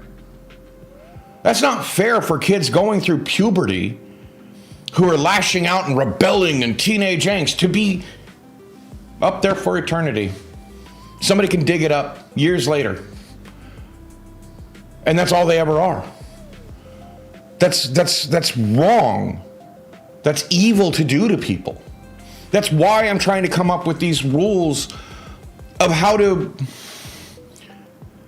mentally take care of yourself.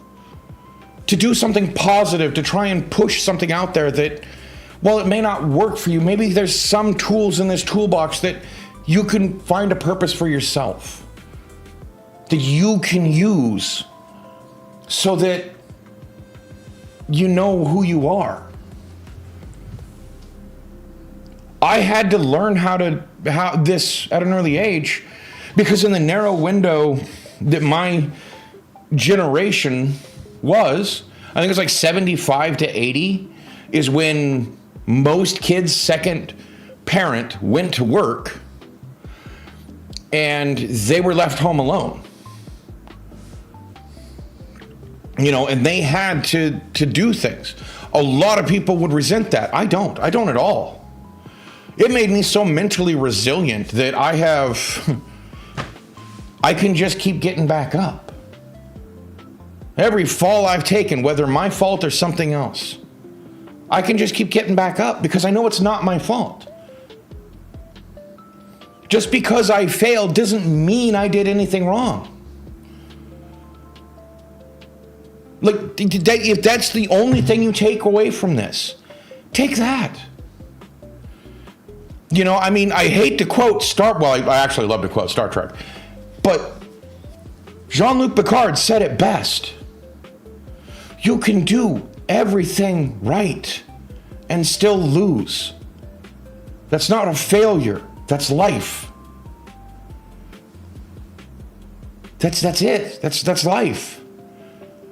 You just have to learn to be able to pick yourself up, dust yourself off, and move on. You can't resent what did it, because that's just going to make you bitter. And that's just going to make you worse and more likely to fail the next time because you're not learning the lesson from it. You're just blaming something. Pointing fingers doesn't do any good. I mean, sure, if somebody really did do something to you, you keep that in mind. I'm not saying, it's like, oh, even if somebody punches you in the face, it's not their fault. Like, no, that's their fault. Well, it's literally the school of hard knocks. One of the things that I realized was dumb of me was originally I wasn't going to be on cam. Because, I'm a fat, bald guy from the internet. I'm literally a meme. And I thought people make fun of me. And then I realized there is nothing this generation can say that's gonna do anything to me that was worse than my peers did growing up. Like, you can't hurt me. Verbally, anyway. Well, make fun of all you want. I make fun of myself. And it doesn't bother me. I don't even get hurt by it. Like, it's not even like that internal, like, oh, I'll make the joke before anybody else so it doesn't hurt so bad. Like, no, I don't care. Because I know who I am.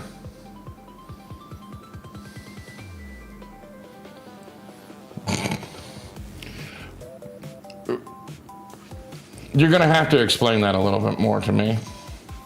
I understand that aura farming is like, clout, cachet, whatever term that we used to use, street cred. And yeah, nobody recorded what I was doing as a kid. I think that's a good thing.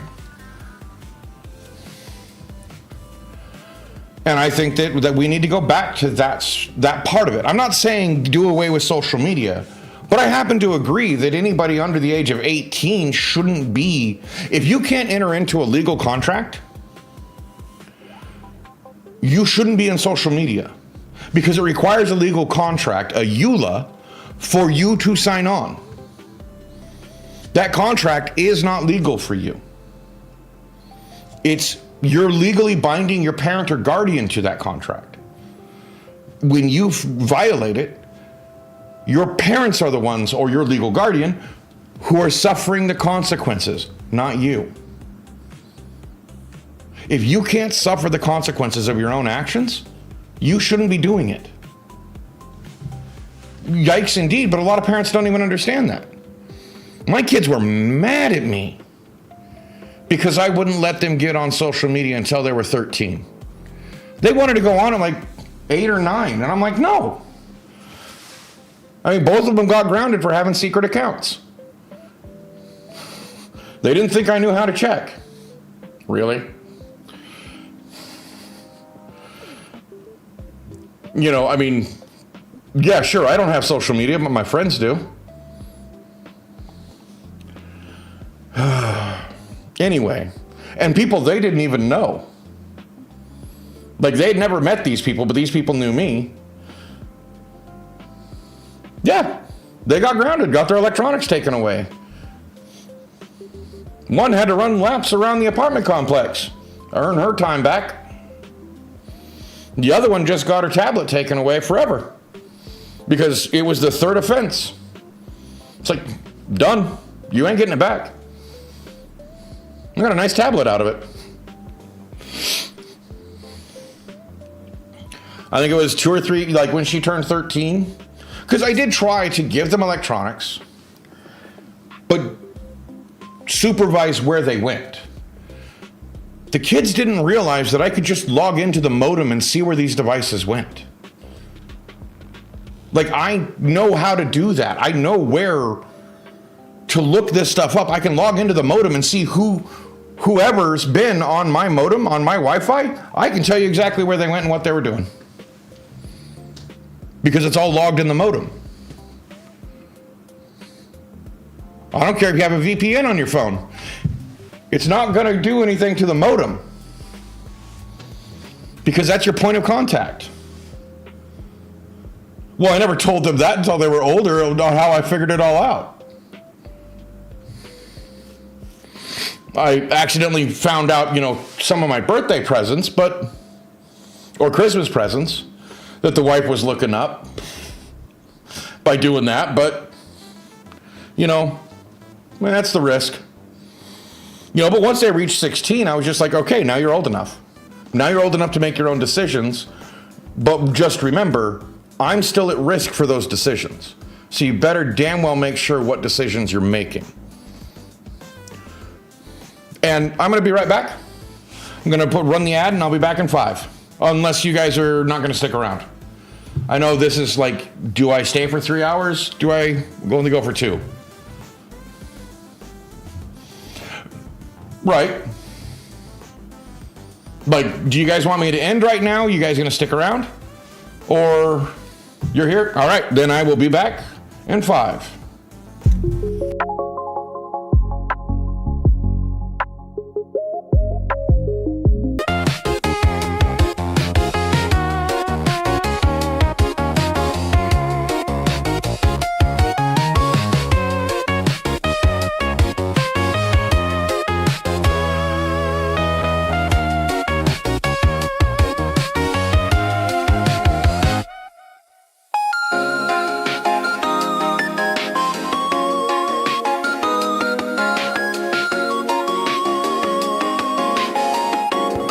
And I'm back.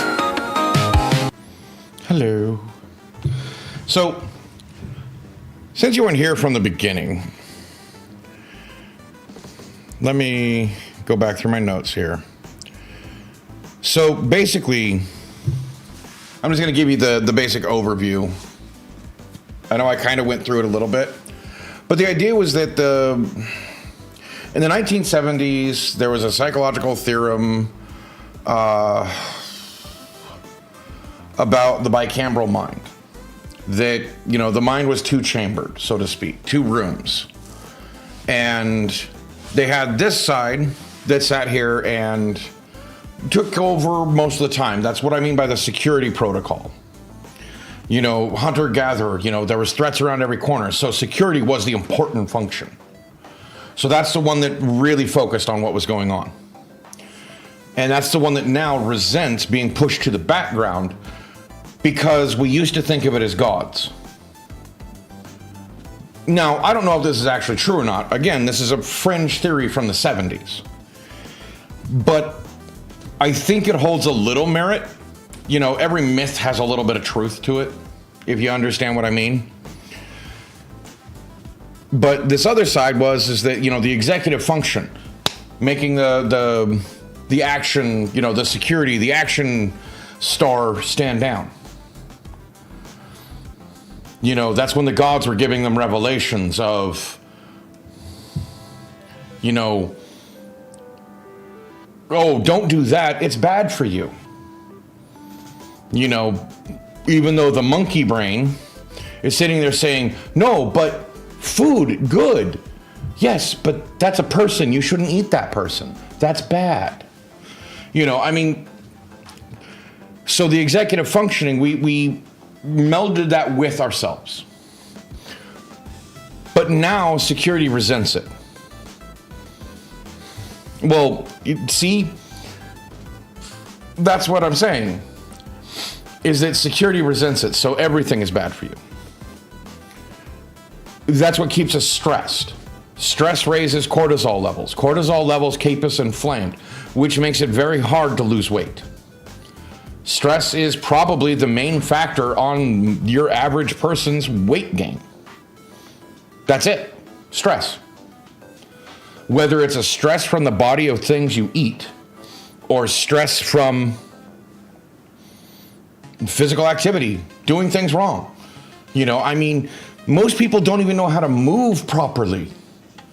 I mean, we have to have training classes on how to pick up a box to reduce fatigue. Because we don't even know how to move properly because education didn't teach us how to move properly. They told us how to play games. You know, literally education system, PE, should literally be physical education. A PE teacher should be the equivalent of a physical therapist, teaching you how to move properly for your body, especially at that time of life when you're going through damn puberty. You know, and one leg's growing taller than the other, and, you know, learning how to move properly just so you don't rip out your shoulder when you're 23, blow out your knee when you're 22, blow out your back when you're 30. You know, that you just power through and don't realize until you're 40 that I really shouldn't have done that. I should have, you know, actually went to the doctor and got that taken care of, because now it's chronic pain. You know, now corporations, job sites, construction workers, warehouse workers have to have stretch time at the beginning of work. You know, make sure to do your stretches. You know, it's like, okay, we're getting, you know, employee meeting first thing in the morning. Stretch. Yeah, kinesiology. You know, but that's not taught in grade school, elementary school, high school. You're thinking college.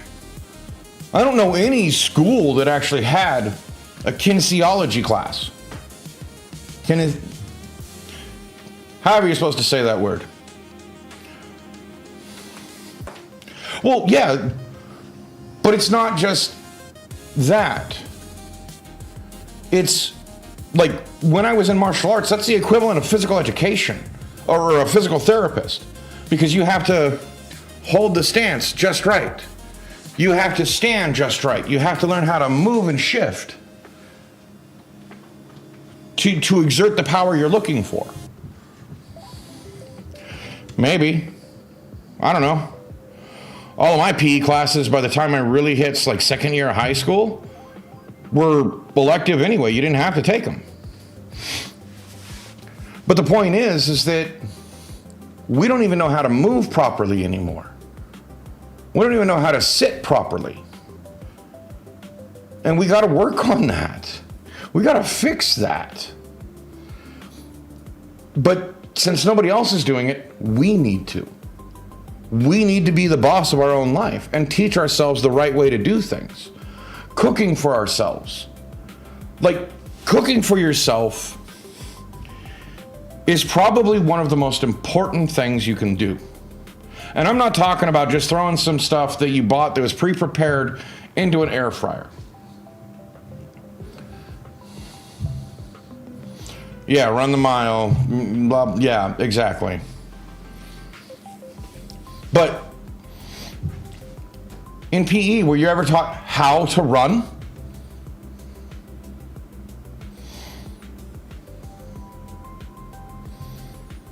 You realize there's a proper way to run? Did they ever check your form for running? or Taibo lookalike. What the? Which was just proven to be garbage martial arts. Most of the martial arts I took was garbage. Judo, jiu-jitsu, Shotokan, pretty much useless in modern life.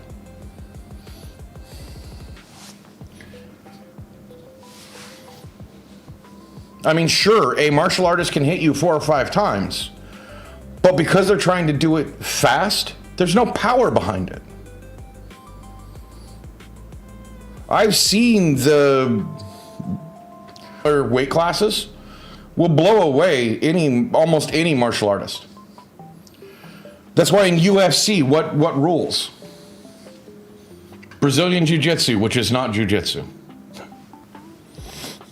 Brazilian Jiu-Jitsu is monkey grip, is arm bars, is takedowns. It's brutal, but it is not Jiu-Jitsu. I know, I took Jiu-Jitsu. The only thing they have in common is that it's about throws and kicking and punching while you've thrown somebody. But the point I'm trying to make is, security, these kinesiology stuff, it got pushed to the side. Now we're trying to do all of this learning stuff. What is it? What is the... Basically, everybody in modern society is a shaman. In a hunter-gatherer society, we would be a shaman. Because we handle the softer arts. Management of the tribe, management of the home, management of raising the kids, educating the kids. These were your alternate, not your business majors, but your... What is the one that everybody gives shit to? The degree. Anyway, it doesn't matter. It's basically, we give it a hard time, but it's how we're supposed to live now. Your average person works customer service. Manipulation of people. And if they don't work in customer service, they work in sales. Or food service industry. Or service industry in general. Whether it's retail, whatnot, you're serving someone. You're not doing something. You're not building something. You're handling cash. Psych, social, English, the liberal arts. Liberal arts is what I mean. Most people are liberal artists. They don't really think of themselves that way, but they are. Because, you work in retail sales, you're learning sociology. You're learning psychology. You're learning English, but in such a way that you don't realize you're learning it. How to handle people that are upset. Like a lot of customer service agents do. Especially in this day and age. It's all liberal arts. It's all these things that we used to laugh at. But that's how the world works. Politicians used to be liberal artists. Now they're celebrities. Go figure that one out. Oh, wait. Acting is still a liberal art. Why are we taking cues from actors on how to live our lives? The most privileged among us? Like, just by showing up at a place, they get stuff for free. Just by showing up to a place, they can get paid. They don't even have to do anything, just like, oh, I ate here. Why are we taking any idea of how to live our life from them? What do they know that we don't? Other than how to be privileged. They don't live a hard knock life. I mean, sure, some of them rose up from that hard knock life. Don't get me wrong. Some of them are rags to riches stories. But most of them forget that at that time. If you know anything about psychology, money puts on some damn good glasses that when you look at your past, like, I lived a lot harder than I really did. You know, it's like, oh yeah, you know, I worked up from nothing. You know, my parents had to pay for my acting classes. Parents had to pay for your acting classes. So that means your parents paid for your college education, your training. Excuse me, when I got into a skilled field, I had to borrow the money from a bastard of a father-in-law who would have repoed my car if I didn't pay him back, who would have taken me to court if I couldn't pay him back. The guy that had enough money to have all the lawyers to make sure that I had to sign on the dotted line in front of a lawyer to do all of that. Part of me borrowing all that money to get into shipping was him paying for his damn lawyer.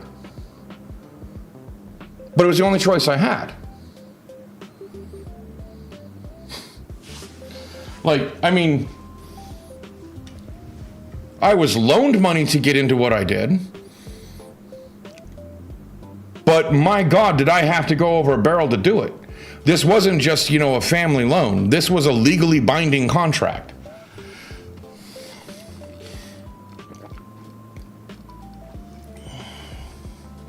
Like, he literally had the friggin' title to my car. I missed that car. 66 grand, or 76? Yeah, it was a 70. Man, that's so many cars ago. It was a 70s Grand Am. 6.6 liter engine. 6.6 liter engine.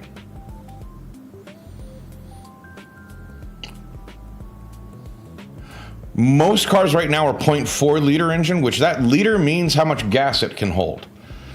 This engine could hold 6.6 liters of gas in the cylinders. Most cars now, like I said, are 0.4, 0.5.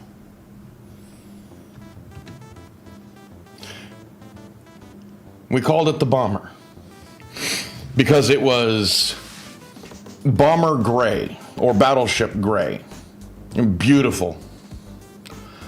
I miss that car. I didn't get to finish restoring it.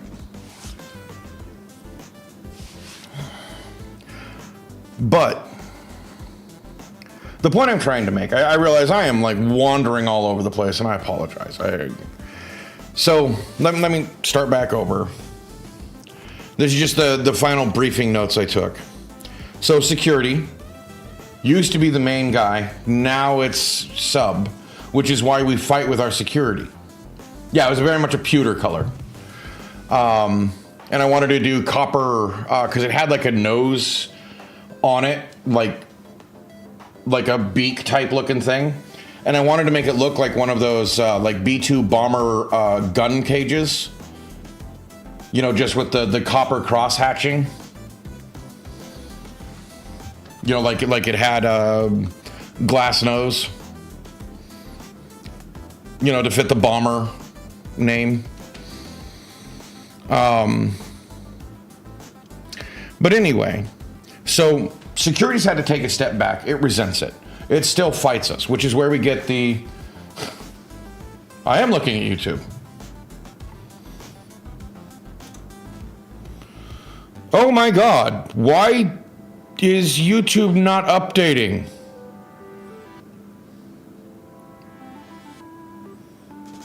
Sorry, Green Jeans has been trying to get our attention this whole freaking time. Oh, I know. I forgot to switch over the... Oh my God. I'm sorry, Greenie.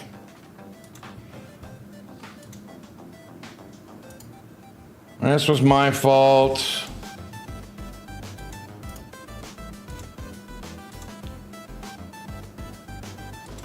It was all right there.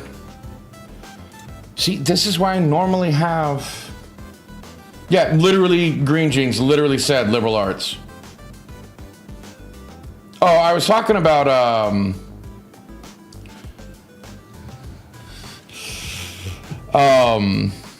Justin Bieber and how watching what's going on around him and how he's acting. Because, first he did, I think it was Grammys or something in his underwear. Then the Coachella, he was reminiscing about his past, basically trolling YouTube. And now he did a private concert for Palantir, which if you know, you know. I'm worried about his mental state. I really am. I'm worried about him having a 27 Club incident. You may be a neckbeard, but you're my neckbeard. Oh my God, I'm sorry. The best treatment for addiction is not sobriety, it is connection. Yes. Yes, Green Jeans. My God, I feel like a jerk for not switching over.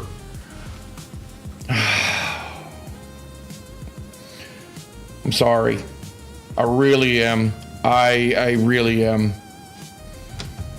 That is totally my fault. That's what I get for not looking. And see, this is the problem with streaming to two different channels on YouTube from Twitch, because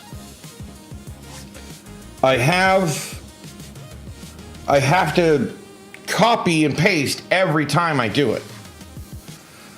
But so your security protocol, what gives you your anxiety, which makes your heart, panic attacks, all of that, right? Resents being pushed away because it's so used to having control, so it's overactive. So you're constantly looking for threats, which causes anxiety. But it's not necessarily always wrong. And that's why you have to listen to it and go, okay, what are you trying to say? Where's this coming from? Oh, okay, no, this isn't something we need to worry about. Oh, wait, you're right. That guy behind me, probably I should keep an eye on him. There's a reason for this anxiety. That's what you really should be focusing on, is learning how to talk with your security protocol rather than just be afraid of it. Which often will cause you to freeze, because your security protocol has access to all of your situational sensors. Your peripheral vision is linked right directly to your security protocol. So it'll see things that you don't know are there. And it'll see them faster than you will. Like, it's because it's hooked up at a different way to your brain. So you're not cognitively aware of what just happened. It's that I saw something out of the corner of my eyes. It's why we have saccadic masking, which is when you turn your head or move your eyes, your eyes literally do this stutter thing. It's not fluid. It's literally stuttering. But your brain backfills what you saw when you went across. Which means we're constantly looking into the future. Like, our brain is so much looking for habits, looking for patterns, that we are trying to come up with threats before they even happen, which is where a lot of our anxiety and panic attacks come from.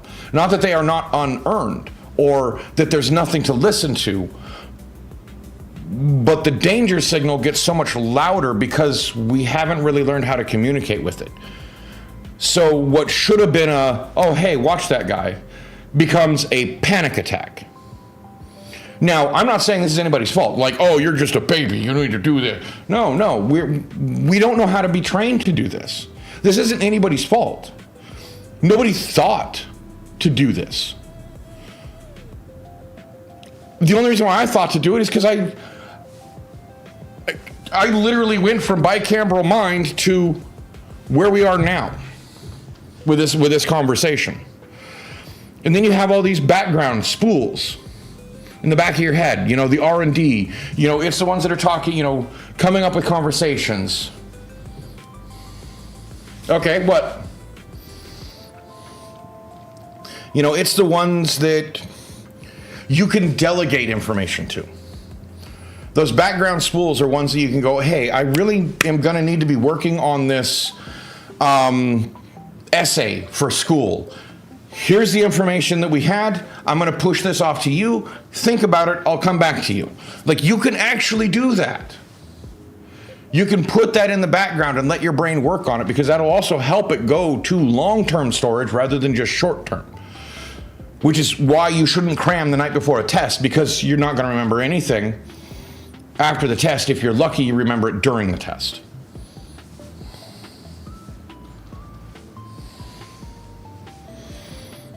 It sucks, but you can do it. You can learn how to do it. It takes time. As a merchant marine, what is your opinion on in the Navy by the village? Here, I thought you wanted something serious. I wasn't in the Navy, but in my opinion, I mean, it's a fine song. It's really catchy. I mean, I know a lot of people think, there's a lot of euphemism to it. Intended or not, you can take it however you want. Because, kind of pointing back, perception is your reality. What you perceive is your reality. So it often can lead to miscommunications.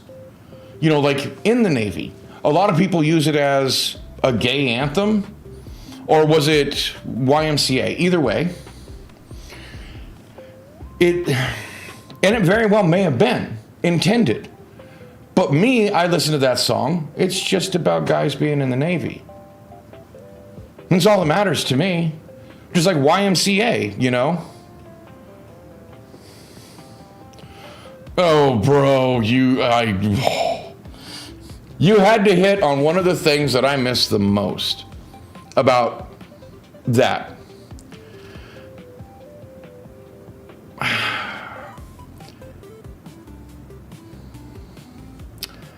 I can't even describe it. Your eyes got so used to the dark that you don't need light because there's so much stars. And this is on a moonless night. The stars are so bright to you because there's no light pollution. There's no real air pollution out there. We're polluting the skies. Yeah, around our cities. We're not polluting the skies of the ocean. Like, people don't really understand how big the world is. Sure, mankind can put, 200 tons of carbon in the air. And the trees around the world siphon 6 billion tons out of the air.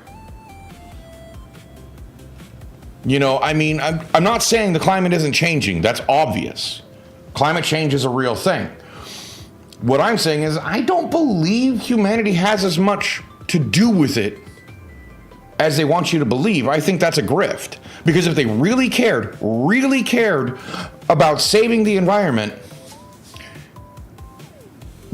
all of these green people, if they really cared, you'd go back to leather work, leather coats, leather items. You know why?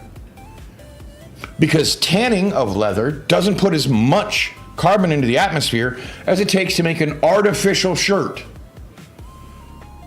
The processing of cotton is more carbon intensive than the processing of a leather coat, leather bags, leather goods. They'd also go with nuclear energy, which is the topic of next week's conversation, just by the way. But nuclear energy is the most energy dense way we can get energy at all. People are worried about becoming, eating less meat and becoming a vegetarian, sure. Or at least eating less meat and eating more vegetables and fruits. All for it. But if you want to switch over to green energy, solar and wind power, and where are you going to put them? Because the best places for solar and wind energy are where we grow our food. If you're doing vegetable and fruit eating, You're putting those on.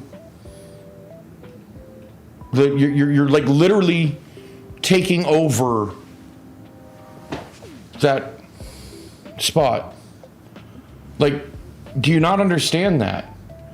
To offset mankind's energy needs just as they are right now, not even in the head,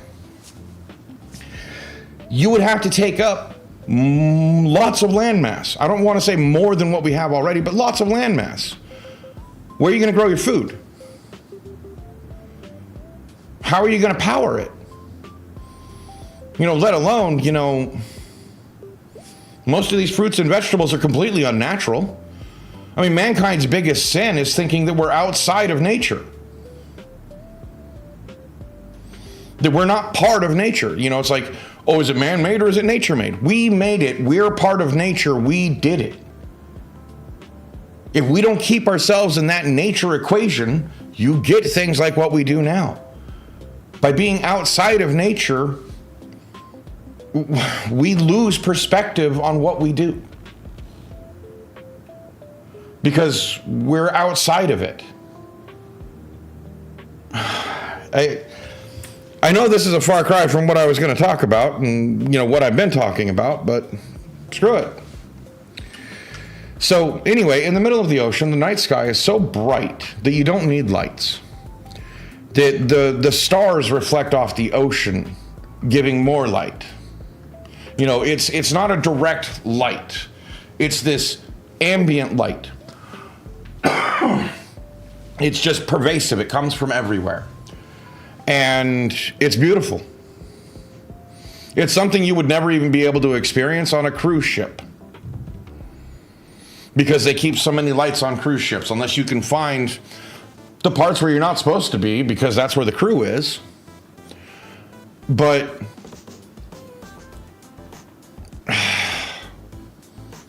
honestly, I mean, the night sky in the middle of the ocean is probably one of the best natural wonders you'll ever see. Like, you can see the Milky Way. And why it's called the Milky Way. It looks like a milk stain across the sky. It's that dense of stars.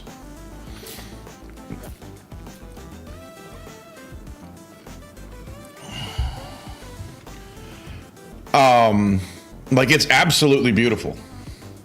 I used to sit on the back of the ship. There was a light that I could turn off that was right above me. I had this big ramp, like several ton ramp that was suspended above me. And I had this chair that was about 5 to 10 feet from off the ocean. And I used to sit underneath that and just look up at the stars. Or read a book. And it's a level of solitude, well, that let me, again, look at who I am. Look at what I do. Why I am the way I am. I think that's something that a lot of people are missing, is understanding that there is a need for solitude. There is a need to unplug. And I don't mean just from electronic devices, I mean from society. Go unplug your phone, leave your phone at home, walk into the woods or walk out into the desert or wherever you happen to be and you have a chance to walk out just a little bit of ways in nature. You don't even have to go very far, but just a little bit of ways. Find something to sit Find something to sit on or bring something with you. Don't turn on music. I mean, shoot, if you really want to. You both are in Texas. I'm pretty sure one of you know, some of you know, both of you know somebody with a fire spot. A fire pit or something in their backyard. Don't bring a phone. Don't bring music. Just sit there with your friends and talk about whatever. You don't have to be constantly entertained. Sometimes it's just nice to sit there. Roast a couple of glizzies over the fire. Some marshmallows. Doesn't matter. But don't think about technology. Don't think about your job. Talk about the shapes in the sky that you can make with your own constellations. Make your own constellations out of the stars. You know, hell, get into a bullshit session. Like literally tell BS lies to you and your buddy and see who can come up with the most outrageous but believable. I knew that would get you infinite. You know, we need to take a step back. You know, we need to take, you know, not like, oh, you know, technology needs to retreat. Like, hell no, man. Technology's awesome. We just need to learn to use it better. We need to know when to use it properly. We need to know how to use it properly. You know, we don't need to use it like streaming's fine. Well, exactly. You know, LARPing, I totally get it. You know, I mean, me and my buddies unplug when we go on Discord and we play our TTRPGs. You know, our tabletop. I mean, yes, technically I'm still looking at a screen, but it's the purpose I'm putting it towards is totally different. That's why streaming is so good, because, well, it's still an internal battle. I mean, you guys are talking over here. I have to read it. I'm not having a full-on conversation, but we're doing the best we have with the tools we have available. There's nothing wrong with that. I love this. This is good use of technology when used properly. You know, that's why I'm trying to come up with abilities to help you guys, tools to put in your tool chest to live in the modern society without being a slave to the modern society, without picking up your phone all the time to figure out what you should think, who you should be mad at. You know, what dumbass celebrity did now? You know, and by celebrity, I mean pretty much anybody that's in the news, that including, you know, politicians. I mean, don't get me wrong, there is a reason to know what's going on, but you don't have to do it all the time. You also have to be able to put it in perspective on what it means to you. Make it personal for you. You know, looking at your life, what's important to you? What celebrities, politicians, streamers, creators of any kind actually deal with what's important to you, and what has the algorithm thrown at you to be interested in that really doesn't matter to you? You know, I mean, sure, some of them are just pure entertainment. I mean, more Pegasus? Come on, that's just pure entertainment. I don't give a crap about any of those people he talks about. I like the way he talks about them. He's entertaining. It's fun. But do I actually care? No, not really. Like, it literally has no bearing on my life. And that's what you guys as in the wider public, really need to focus on. What matters to you? Am I somebody that you just turn on because you do? Or is there a purpose behind why you watch? Is there a purpose behind why you do what you do? You should do things with a purpose. Even if that purpose is that because I like listening. He's entertaining. You know, it's chill. I don't have to worry about things. You know, or he tries to come up with helpful suggestions, reasons not to be doom, but reasons to be happy and hopeful. Reasons to see that, you know, there's actually what you see isn't always what you get. What you see is sometimes what they try to tell you, but the real thing is that behind the scenes, everything's breaking down. The old way is passing. I know a lot of people don't believe that, but that's really what's happening. The old way of doing things is passing. only 5-10 years at most. And most of the people that are keeping the world stagnant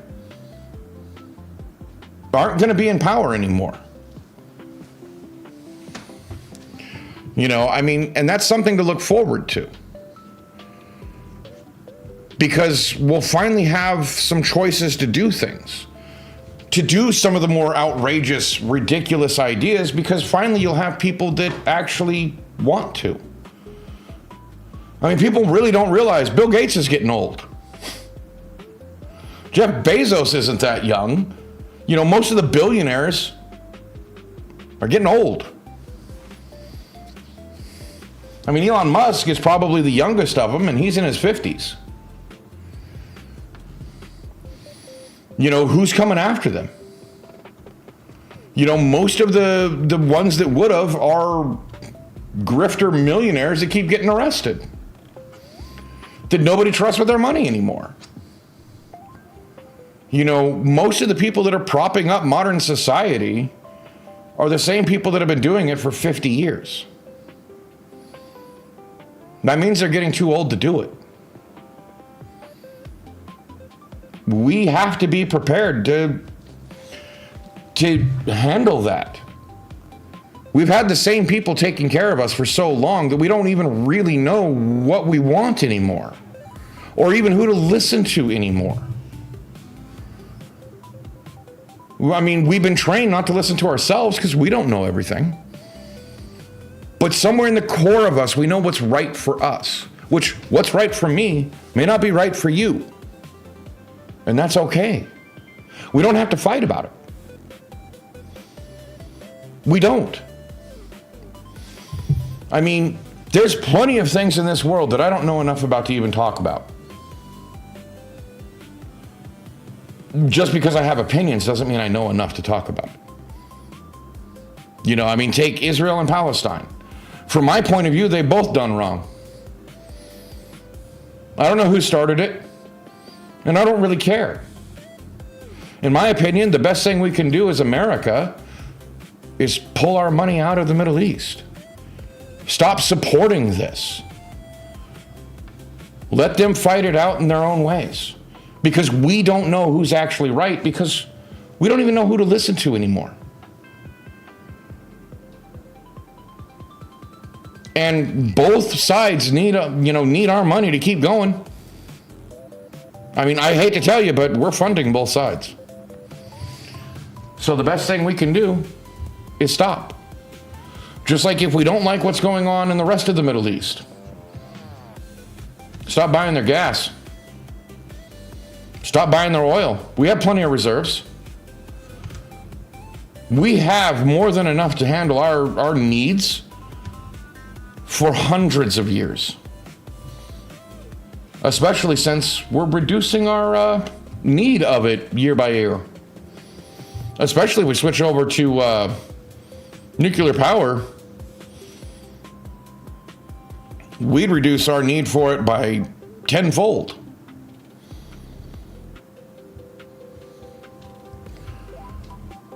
And we could even reduce it even further if we do it right. If we get over our idea of independent vehicle shackling us, we need proper mass transportation to give true freedom of movement. We need proper setup. What? Wait, what, Green Jeans? No, actually, nuclear power was going to be one of the things I talk about next week. I didn't see a news report on nuclear restrictions. Are we loosening them or tightening them?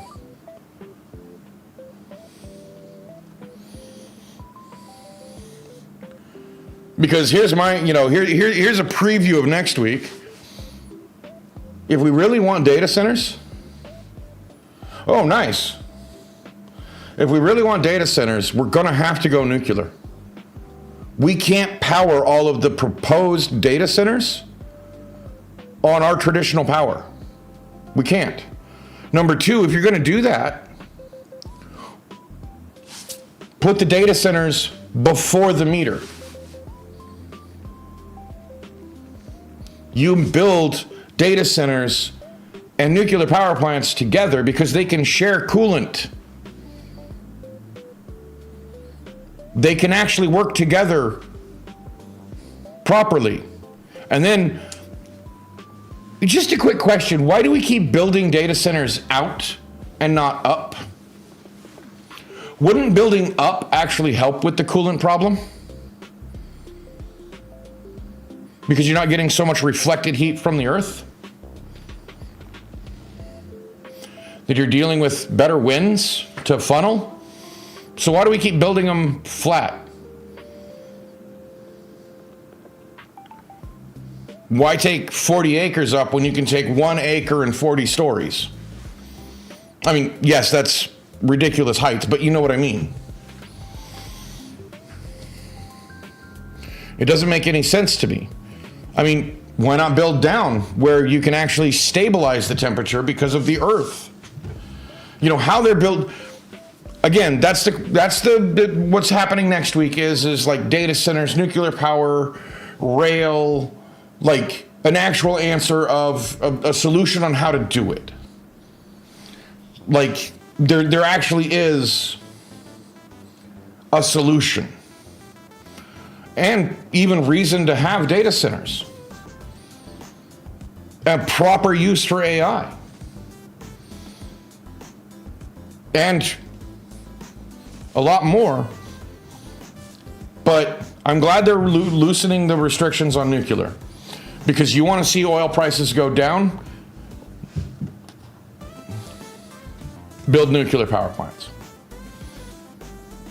But quick thing, just I want to sign off with what I actually, was talking about.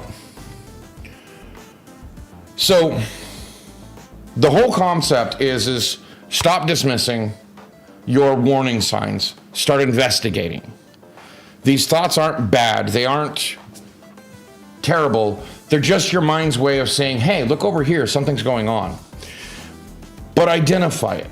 You have to ask yourself, why am I feeling anxious? Why am I feeling threatened? Why am I, why?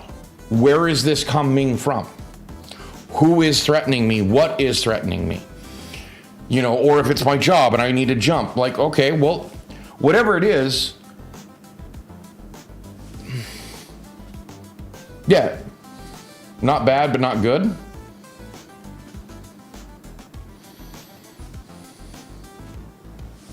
Oh no, I'm talking, okay. If you're talking about what I was meaning for AI, or are you talking about this? I jumped subjects too quickly. But anyway, if you're feeling like you need a change, remember the parachute rule. Always pack your parachute. Always have a security measure in place. Whether it's money, whether it's whatever it is, make sure you're not just jumping before you know where you're going to land. Sometimes you absolutely have to leap before you look. But that's not as often as people want you to think. It really isn't.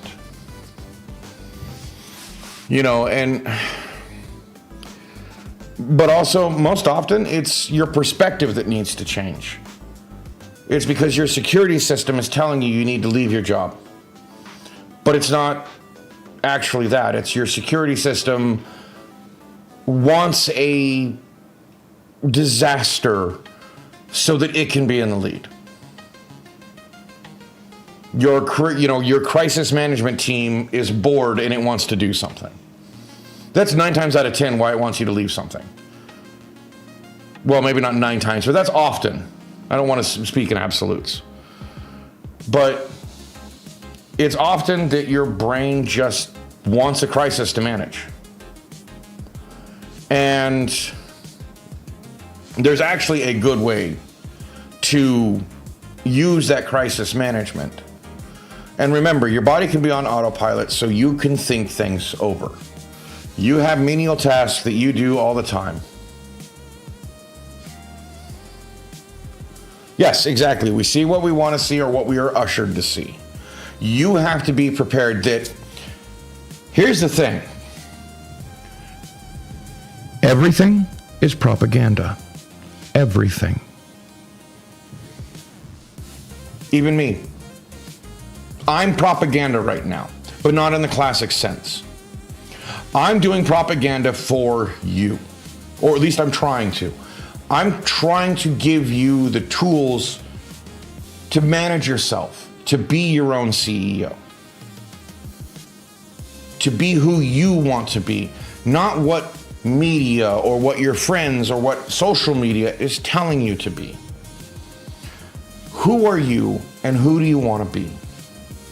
That's the most important thing. Do you participate in the life you have built because it is the life that you were told you need? Or do you participate in the life you have built because it's what you want? That is the most important thing we can really deal with. Is that, are we happy with where our life is going? If we're not, is there anything we can do about it? If not, start packing that parachute. Start preparing yourself to jump to something else, even if you don't see where that's going right now. Where that is gonna be, what that's gonna be. But be prepared.